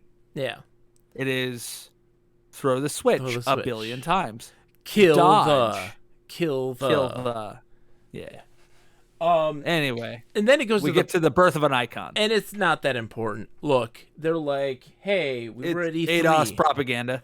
Yeah. We went to E3, not looking to make big waves, and then everybody thought we were the best, and we got Game of the Show in 1996. Also, no, what bothers me so much, there's something that does bother me in this, and that they say that in 1996, and I quote, the industry was crowded with ill-conceived, poorly executed attempts to wring the last few dollars out of an increasingly cynical public. And I was like, yeah, right, except for the fact that Quake existed at that time, Duke Nukem 64, Duke Nukem 3D, Mario 64, tons of amazing quality games. Diablo, they came out in 1996. Riven. Well, I mean, my understanding is that Tomb Raider mechanically isn't the best. It is not as a 3D platformer. But this thing is such propaganda to state like the games industry was stagnant and there was nothing interesting or new. And but even so, like I think we both agree this is propaganda, and this is ADOS like would not have published this book without this bit in it. But even in it, when you're looking at like, are you on 110 right now? I'm on 107, but I'll go to 110. Can you flip to 110? What do you see in the bottom left-hand corner? Butts and boobs and wireframe. So you have wireframe, but like the central wireframe image, right? Yeah. Is horrifying. Yes. It's got those big globular eyes. Like I feel like this might have been required. Yeah. In the same way that the and again, this is all speculation. This is a guess by us. It's him interviewing them guess. And seeing that wireframe and being like, that's fucking weird. I want that in the book. Well, I think it, but also like that is as close to a dig or a criticism or a detraction as he can get. No. Without crossing a line. Sakura says in chat that that's how it works even today. That's how that looks. That's what... No, I know. I get that that's how it looks, but that's not what you're meant to see. Yeah, but that's the point of the birth of the icon. All of this stuff is done in wireframe at that point. All of it. And so it's just trying to show you the kind of the making of is what it's trying to highlight, even though it does look freaky and weird. But like, I do like that you made me laugh so hard that like my laugh-induced asthma will not stop. That's good. I'm sorry that I've caused you this pain. that there are just going to be Look, coughs throughout this. the book podcast. even says, building Laura's world from squares and blocks and defining Laura's movements in terms of the distance she could travel as a measure of those cubes gave birth to a new kind of puzzle. Block puzzles. And me in all caps in my notes says, yeah, block moving puzzles that people hate. Also, Mario on the NES used blocks as a measurement of distance over a decade beforehand. Doesn't Link use block? Like, how are we defining block puzzles? Because we're talking very complicated moving blocks, big gigantic blocks around to fit into holes. Is that not something that happened in not in the way that Zelda? Not in the way that this does it. Zelda would have you like push a block.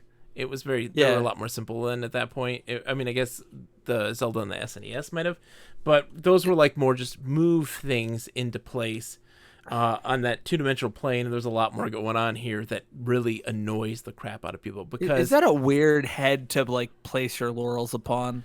Yeah, but oh god, we can have her push boxes. They talk about the revolutionary game design concept of thinking about how far her jump goes and then building the levels around those concepts of what mobility tools she has. And I'm like, but that's always been that's just basic game design.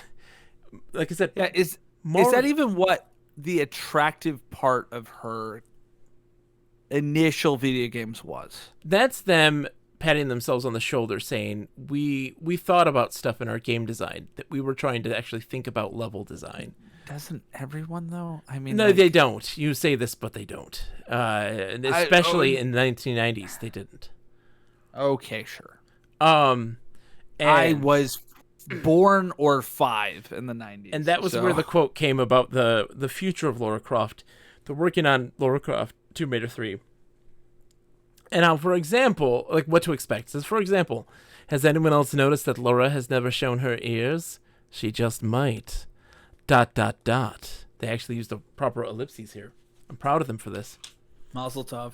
But then we get into more...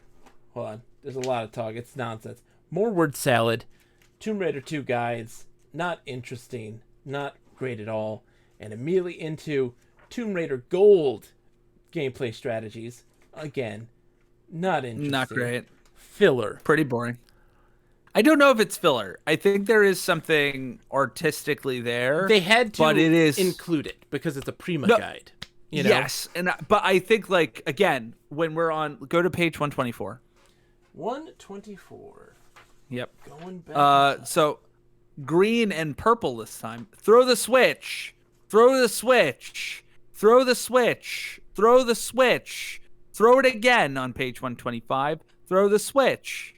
I think that there's rhyme and reason to this, but it is rhyme and reason that neither you nor I have the patience to parse. Yeah. I like that on page 125 it begins with, I begin underwater, but in the most nonsensical way possible. Oh yeah. I think there's something here. Like I think that there's something here. I am too lazy to find it. I think that this was just the work of the layout person, that they just did this. They worked with him and he was just like, I don't make it a mess. Emphasize stupid words, action words, those sorts of things to highlight the actions facets of this character. Yeah, but if you're reading this guide, the game doesn't come off all that well. It comes off horribly boring. Yes. And I can't envision that there isn't a level of intentionality there. Well, Nick, that is... You want to know what's not boring? Oh, yeah, no, I know what's not boring. Air Tibet, a Lara Croft action-adventure comic. Before we get into this, I want chat to comment on whether or not they agree with me. I don't think this counts as a comic. Oh, well, I mean, they don't know yet. They haven't seen. No, I know, but they have to see it first. Yeah, I mean, look at this. Before they see it, I want to prejudice them toward my point of view, which is that comics, they're obviously a mixture of visual and literary media, but the visual component of a comic book is super important. Yeah. And I think you could read this fan fiction without any of the visuals and it would make as much sense. All right. I don't think we're not going to read the whole thing, are we? No, we're not. We're just going to describe I wish it, right? I could. I wish I could. I wish I could read this in its entirety to prove to the world that I am not crazy, that this is insane. Mm-hmm. Well, we'll definitely find important things. All so right. the Air Tibet, a Lara Croft action adventure comic, starts off with Lara in a Himalayan film shoot, which I'm sure you're showing that page now. Oh, absolutely. Yeah, where we have a pretty good silhouette of her. And all of the art in this is primarily either in grayscale or silhouette. Yes. Of some sort.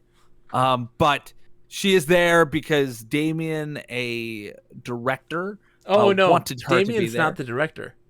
Oh, is it Dominic Bellini? Which D? Dominic is the director. Damien is... Hold on. Damien is the defense minister. Oh, right. That's weird. So Damien wanted her at this film for some reason that I continue to not understand. Okay, you'll be very confused about all of this. He called Lara Croft on her emergency-only phone to do a meet and greet with this actress named Joni, who is filming the scene in the Himalayas for Amazon Queen, right? That's what it's called? Amazon Princess. Amazon Princess. She does like very Xena pulpy lady films. Yeah. So Laura's annoyed by this, is pissed off. As a waste of her time. And Damien's like, well, I got a plane to catch. I'm meeting up with Ming Wo, a Chinese opium dealer and nuclear arms stockpiler. Yep. And Laura is, of course, like, he's a scumbag. He's the worst of the worst. And he's like, well, I'll be flying by over the set. Wave to me when I go. Bye. Laura meets Joni and immediately notices that... After shooting some apples. Yeah, totally unimportant. She's bored and just dumb. And everybody's... Also, the reaction to it makes literally no sense. Because if a lady pulled out a gun and started shooting at a tree, I wouldn't be like, hey, stop it, you're being too loud. I'd be like, holy mother of God, there's a crazy person over there. Everyone run. Yeah. And everybody is looking for Terry, this assistant makeup artist. Look at page 156 for the for the chat. Yeah, for the nuclear arms stockpiling. Yep. Yeah. No. 156 is the apple shooting. Sorry. The apple shooting, yes. There she is shooting apples. The director is an asshole. This is him saying that Hollywood is stupid and vapid and totally dumb. He hates Hollywood. And so she meets Joni and notices immediately that Joni is wearing a necklace. A necklace that has a history. She asked Joni where she got that necklace, and Joni tells the tale. Nick, you want to tell how Joni got that necklace? I mean...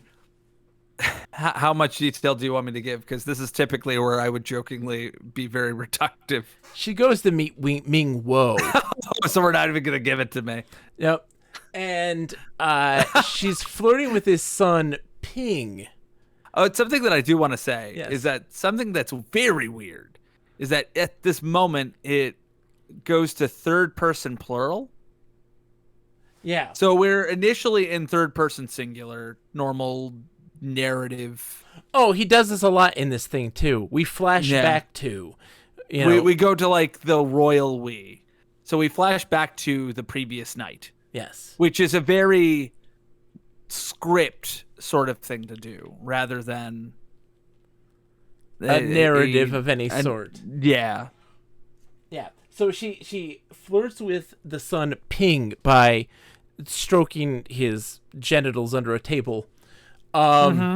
and with her leg. With her leg, and she tells him that she would really. He's like, "I'll give you anything to have sex with you," and she's like, "Okay, well, there's one thing I'd really like. Do you have any jewels around? Any egg-shaped ones that she traces with a celery stick, of course, to be like, it's a testicle, it's your balls." Yeah. And he's like, I got one. I definitely got that. Weirdly specific that definitely have it. Definitely have it. And so he gives it to her, and they go and do it. And the sex scene, of course, cuts to black and goes back to Laura. No, it doesn't just cut to black. It does something even weirder than that. Where is it? Oh God, what line? So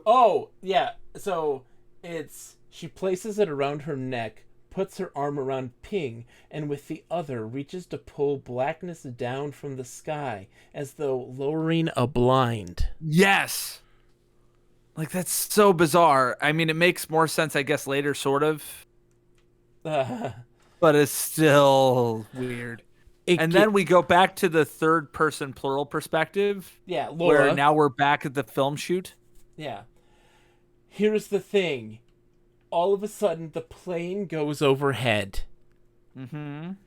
And Laura and Joni get sucked up into, what is it? The shame spiral? It is the Lai Chi solar shame spiral. Yep. It is a tornado that emerges when wanting to right a wrong of an underdog. Apparently, this necklace is one of a pair that when put together gives unlimited power to its owner. You always have two eggs, John. You got always, two ovaries. It's the two balls. Two balls. Unless you are a disgraced Tour de France bicyclist. Yeah, then you have fewer than that. Yes, yep. Indeed. So, Joni is like, what the hell's happening? And Laura's one olive short of a martini, one might say. I mean, it's clearly the Lai Chi shame spiral. And she's like, I feel like that's what I go through every morning. Like, I wake up and I'm like, oh God, my lesson plan is garbage. I'm gonna go through the Lai Chi shame spiral. The Lai Chi solar shame spiral. Why education sucks. And it holds the plane that flew overhead with Damien in it in place with a tendril of fire, murders everybody on the set, and the douchebag director gets decapitated and put on a plate of beans and toast. Which, I mean, who doesn't enjoy a full English breakfast? So man's head, beans and toast. Yeah. So the Lai Chi solar shame spiral places Laura and Joni on the wing of the plane, where Ming Wo apparently Damien and Ming Wo in particular has the other amulet, apparently, because how else could he have accrued all of this power in opium and nuclear weapons? He used these amulets to gain power. Laura sees Damien and is like, either open the window of the plane or I will shoot it. And Damien takes cover and Laura shoots the plane. Can't get in through the window because her boobies are too big. Her boobs are too big. Why do you say boobies? Her boobaloobies. What are you, 3? Like what? Her mammaries? Mammiferous nature. Yeah. Her dugs. Are you familiar with the word dugs? Never. No. I'm not. You're not familiar with the word dugs? No. What? See, I've gone on opposite spectrums of boob lingo. I've gone from boobies to dugs. Dugs is a very antiquated term, meaning typically the teats of an animal. But I mean, humans are animals, so. Okay. Would you like more of an explanation? Ming-Wo is angry. And why I'm familiar with this term? Because it involves me reading the histories of Livy and me looking in the commentary for what mamas means. They held up Damien. I mean, I knew what mamas meant, but I was curious what the commentary would say. And the commentary said Doug's because it was written in the 1890s. Okay. Ming-Wo holds up Damien, right, and Damien, in an attempt to escape, opens up the door to the plane. He gets sucked out, but his hand is intact. Lots of people die. It goes into great detail to talk about the viscera and the death of all these people in this as well. Oh, the best line in this whole book is involves Damien's arm. Oh gosh, what one is it? Oh, I'm trying to find the page. Yeah. Did I write the page in my notes? I think you did, and you actually even wrote the whole line. Yeah, I'm going to it now. Okay, so we have the shame spiral. Recognizing the wrists, recognizing the watch on the wrists of as Damien's, she wrenches the fingers off the handle and flings the stump out of the plane. You forgot something, she calls. Yeah. It's so screwed up. I freaking love it, man. It's ridiculous. So, yeah, Damien loses his hand and flies out of the plane. Lots of people so he loses both his hand and his life. And then Lara returns his hand. Yeah. A shootout ensues. And, Laura's just like, I'm going to get you, Ming-Wo, you dirty guy. And he's like, hey, don't name call me, Laura Croft. Blah, blah, blah. But then all of a sudden, suddenly, the roof of the plane rips open. And Joni is hovering above them, transforming herself into the giant face of a dowager queen. Are you familiar with what a dowager queen is? That is a royal widow, isn't it? Yes, that is exactly right. Did you also have to Google this? 100%, because I was like, oh, what? Oh, what now? I had to also Google the dynasty that she's a part of. She is the dowager queen of the Thong dynasty, which is like a Thai dynasty that I am less familiar with. So they now refer to her as Mrs. Thong. Mm-hmm. So apparently Ming-Wo and Joni / Mrs. Thong have been fighting for dominance of the two amulets since the beginning of time, under various guises. Or at least since the beginning of the Thong Dynasty. So the Dowager Queen / Joni summons the hungry spirits of the avenging dead with knives and forks and chopsticks that begin to devour Ming-Wo in an attempt to get the second amulet. He hands it to them. It is revealed to be a fake. And what does Laura do when she finds out it's a fake, Nick? She shoots the lock off of, I believe, was it like No. She shoots Ping, his son, but she shoots the pseudo Ping. It's not really him. Yeah, it's fake Ping. It's Terry, the makeup assistant, in a rubber mask. Uh-huh. And so, like, the whole Scooby gang comes out, unmasks him. Yeah. And then she shoots the lock off of the overhead compartment. I don't mean to interrupt again, Nick. Comes out. Do you want to know why she knew that it was an imposter? It had to do with poop. Laura knew because Ping has Gladstone's condition, which means he can only use his own personal bathroom. He would never leave his home estate unless through forceful means of being restrained.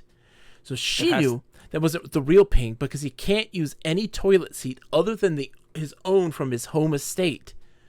The real Ping is stored in a luggage compartment and tied up. You see, Ping had his appendix taken out and Ming-Wo put inside of him. By our advertisers, so tread carefully, sir. Otherwise, we lose that quarter. I'm not going to be mad about the thing that's actually, that happens. But you see, Ping had his appendix taken out. And Ming-Wo put inside of him the other amulet and connected it to a zapper that would shock him if he wasn't sitting down on a toilet seat that didn't have an unzapper attached to it, which would be in his home mansion. Yep. So he didn't really have Gladstone's disease. He just would get a painful electric shock every time he tried to take a shit. Yes, inside of where his appendix would be, which was also where this amulet of power was. So mind you, this thought is happening at the same time this godlike woman is floating above a plane that has been ripped apart, and there are just viscera and guts everywhere. And they're in the Lychee solar vortex. Was it the Lychee solar shame spiral? Yeah. And so she cuts him open, removes the amulet, and then destroys the amulet, saying, and I quote, "Nobody should have that much power." And the Dowager Queen's response is, "Yeah, you're probably right," lands the plane, and they all live happily ever after. What do you recall what she said to Ping after cutting him open? Oh, what did she say? She reminded him to put his liver back in, love. Put your liver back in, love. Yeah. Mind That's the end. Gladstone's condition was never mentioned. It does have an afterword where Laura is 3 years earlier. 3 years earlier. Laura's in a library. And the librarian... Obligatory scene. Yes. Apparently. The librarian is like, "You're my best customer because you love books," as if, a library has customers. And she's like, "Oh, somebody was looking at that book that you were looking at, and they were also looking for underground mountain maps, like mountain tunnel maps in China." And Laura's like, "Let me see those maps." Because that was how did the Dowager Queen get her power? She was too powerful to not have the amulets and take that shape. Do you know how she got her power, Nick? I don't recall. No. She devoured the nuclear arms. Yeah. She devoured the nuclear arms. Yep.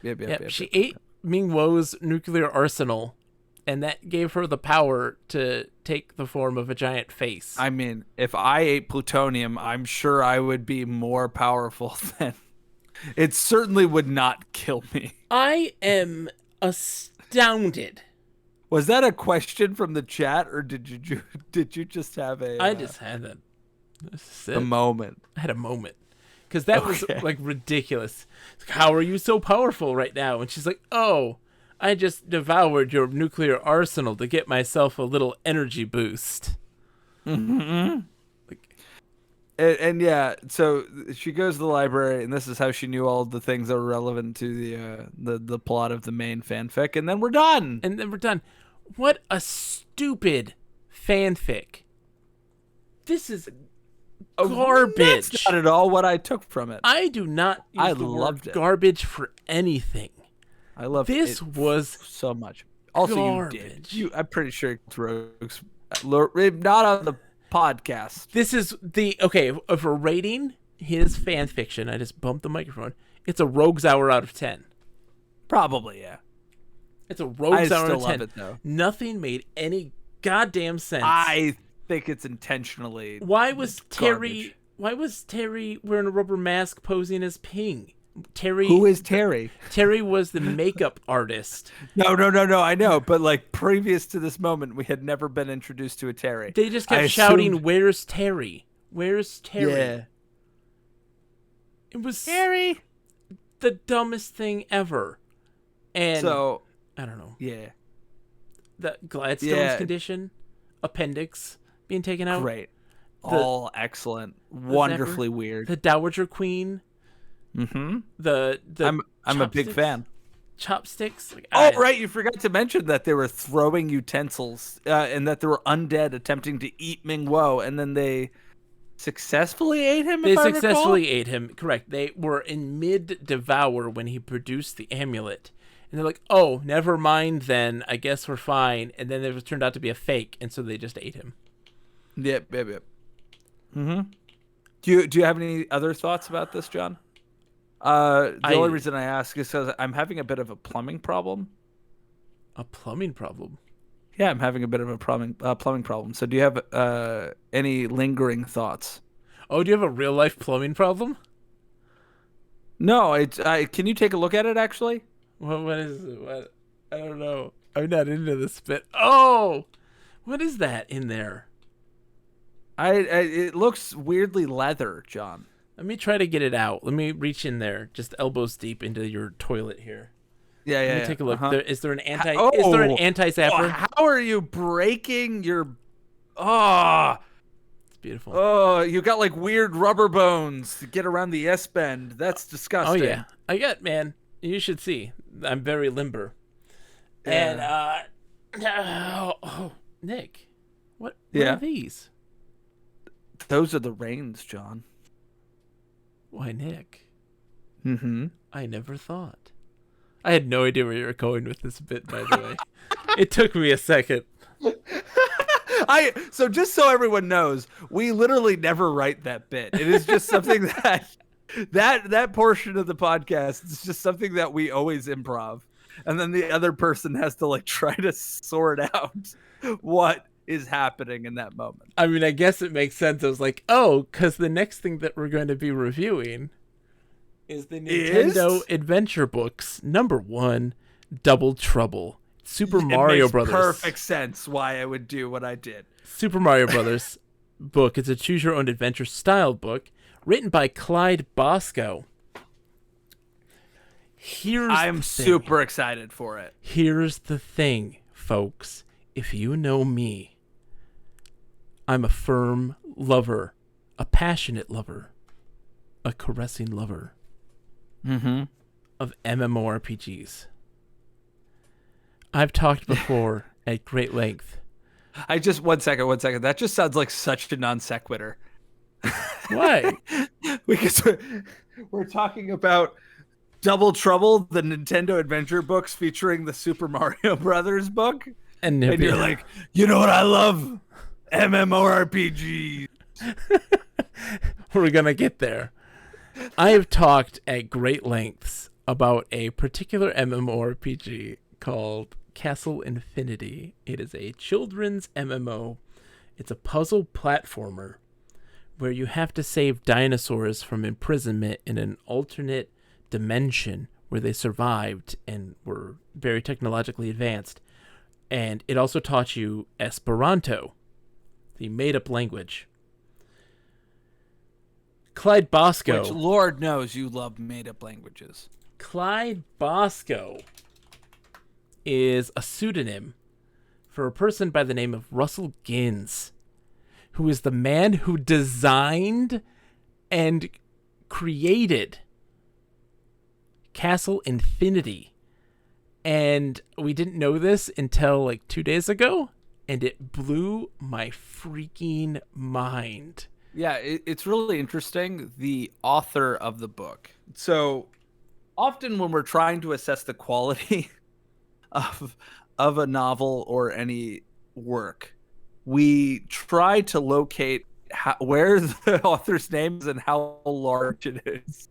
And in this case, Double Trouble is by Clyde Bosco on the back in very tiny letters on the bottom right-hand corner. And I was like, who is Clyde Bosco? And I Google him, and it's like, also see results about Russell Ginns. I'm like, why would it do that? And so I looked up, and it's like, it says he's a game designer. What? And so I look it up, and he was the creator and designer of Castle Infinity, this thing that I rant about endlessly, about like how wild and obscure this MMO is. And so I am very excited to read this book and experience the delightful journey. Yeah. And we've already sort of looked at it. We haven't read it. And there's some really interesting components to it. I don't know if you want to comment on that. Yeah, where it's different from like the Zork books that we've read and the other Choose Your Own Adventure novels that we've read. choose your own adventure styled novels, Nick, please. Yeah, excuse me. Um, I forgot the word style because TM CR BS.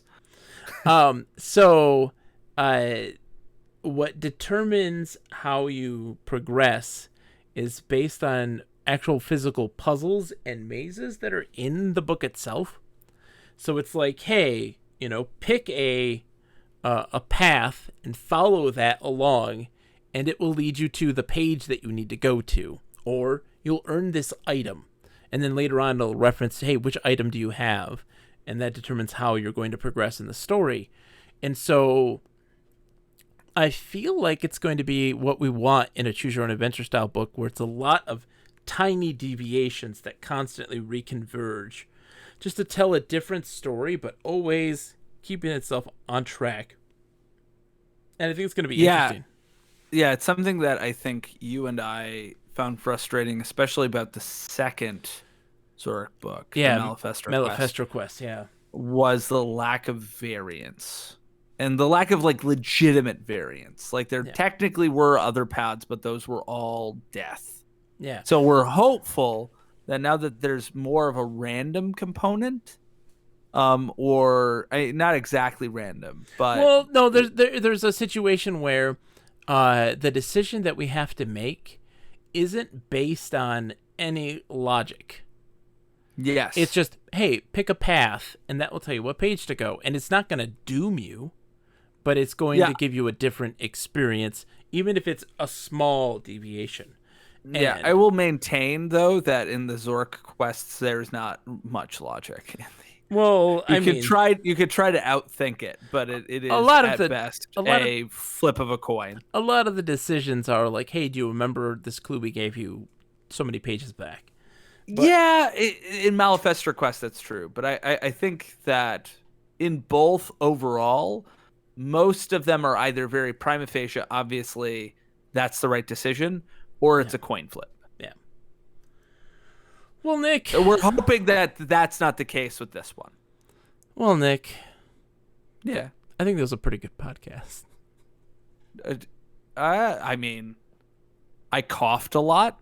That's a good thing. I think that's a win. Yeah, I think I've never coughed in a podcast before. I hope everyone enjoyed. Sakura enjoyed it. I'm glad. We won't do this very often, but I thought because of this being such a major visual emphasis in this book, that we had to at least do something as a more visual aspect of it. There will be an audio version.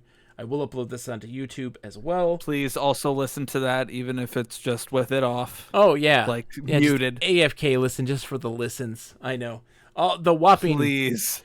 4 viewers, 5 viewers of this one in particular. It's please review us. That's half of our listener base.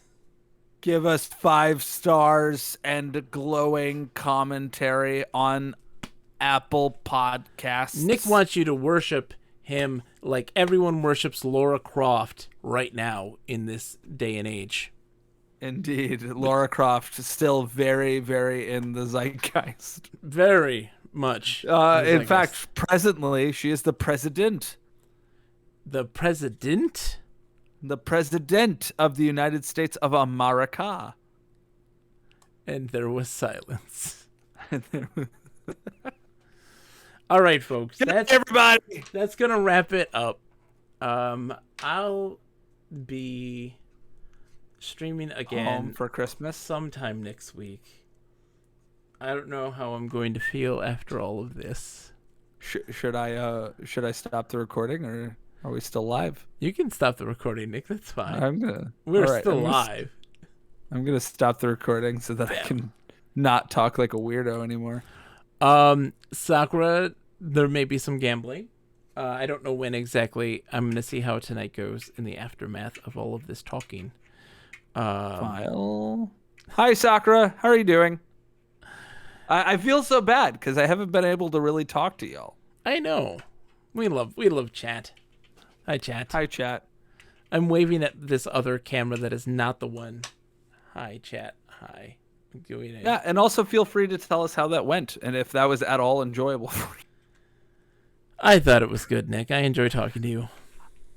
I mean, I love you, buddy, even though we were like literally we had knives at each other's throats before it happened. It ended up being rather amicable, which is nice. I just was being antagonistic, Nick, telling you that you're wrong because I'm in a and then I was like, don't do that. Lychee solar shame spiral. Yeah, and then I was like, no, John, don't do that. We're gonna have a problem. I'm in a very fragile state of mind. Sakura says it brought back memories. What memories, Sakura? Of Laura so Croft I'm titling this export, by the way, for you, John. Laura's book, Raw, NC. Okay. You're welcome. I may not even need it, Nick. I will probably just rip the audio from the stream. I mean, that's possible, but I mean, safe is, it's better safe than sorry. Sakura says, I was in my later teens at this point. All the dialogue around Laura's fame. It was huge, wasn't it? It was absolutely enormous. I was also in my teens during this time. It was, impermeable. When was this book published? 98? 99. 99? I was 5. Yeah, you were 5. I was 5. I was 16. Yeah. So, I mean, part of me felt like coming into this review, I was at an extreme disadvantage because I have never played a Lara Croft game or Tomb Raider game ever. I watched some Let's Plays of them while I was grading things. That's been a big challenge for John and I recently when it comes to the podcast, is that like our lives are super freaking busy.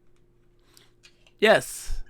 You're a dad, and I'm a father to 146 children who hate biology. And my body is slowly falling apart. Quickly. And my apart now.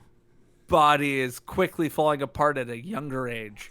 This is also true. Like, I literally, like today, I took a mental health day. I couldn't go to work. I had one of my fellow employees quit because teaching as a profession is garbage. And she had worked for like 15 years. She had worked at the institution that I'm working at now for 4.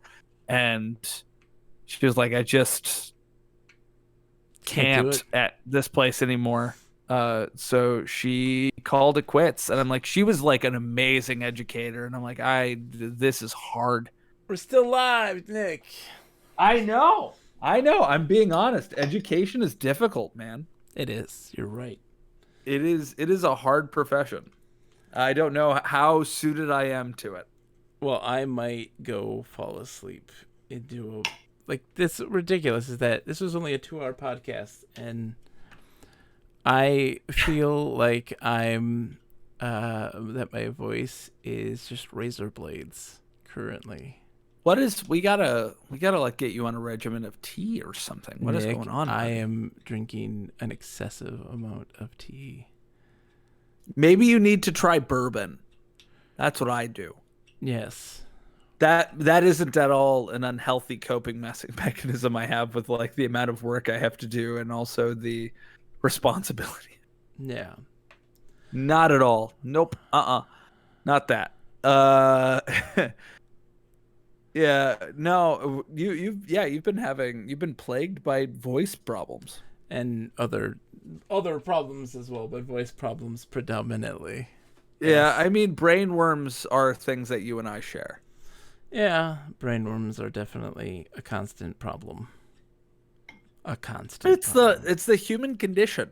I poke out of my eyes in the middle of the night. It's very uncomfortable. You have to spear them with a pin and then twirl them up like a spaghetti. Yeah, indeed. Yeah, no, I find it very funny that like we're simultaneously like in a point in American history where we like finally acknowledge that being mentally unhealthy is pretty normal. Yes. Like coming from a place of depression or just general suffering is a fairly normal human thing. But at the same time, like it's still, because of the culture we live in, it's fucking hard. Excuse my language. It is so hard to cope with. Yes, it's true. Because psychiatry, like psychiatric help is like difficult to get, because even though it's technically supposed to be covered by your health insurance, assuming you have it, it is health insurance companies are clever and they're evil, and they will do everything to make sure that you can't get it. Yeah, no, it is living in modern America is balls. Yes, and Is that the theme of our podcast? yes, the theme Like of our modern podcast times suck. is that modern times suck. Well, folks, we learned a lot today. How many of us are still here, by the way? I know I shouldn't ask that question, but I'm curious. I learned to laugh. Nick learned to love. We all learned the beauties of each other's bodies. Yeah. I'm really happy that we weren't rated in the middle of there. That would have been awkward. Or were we? No one's going to rate us, Nick. You've been rated before. This is true. I have been. But not for a talk show / podcast theme. That was Laura's book. It was. I'm going to go to sleep now. I'm still exporting the audio. I'll debate how next week goes. So I will keep you all informed on the tweeters, on the discords, etc., etc., etc. Whether or not we're going to do Interactive Fiction Friday, or if we're going to try to play the MMORPG relevant to our next book. No, don't tempt me, Nick. Do not tempt me. I want to tempt you because I've never seen it, and I'm curious. And really, the only opportunity we have to play it before we have to review this book. Well, he wrote all of the books of the Mario books, so we'll have many opportunities. And Lord knows I do, in fact, own the second book as well as the first. The second one? Yep. They're very expensive. They're like $40. Not the first two. No. Weirdly. But after that, it is a very sharp increase. And I literally have a I'm on the lookout constantly for cheaper versions of these, because they are, I think for a while they might end up being a staple of the podcast because they're short and interesting.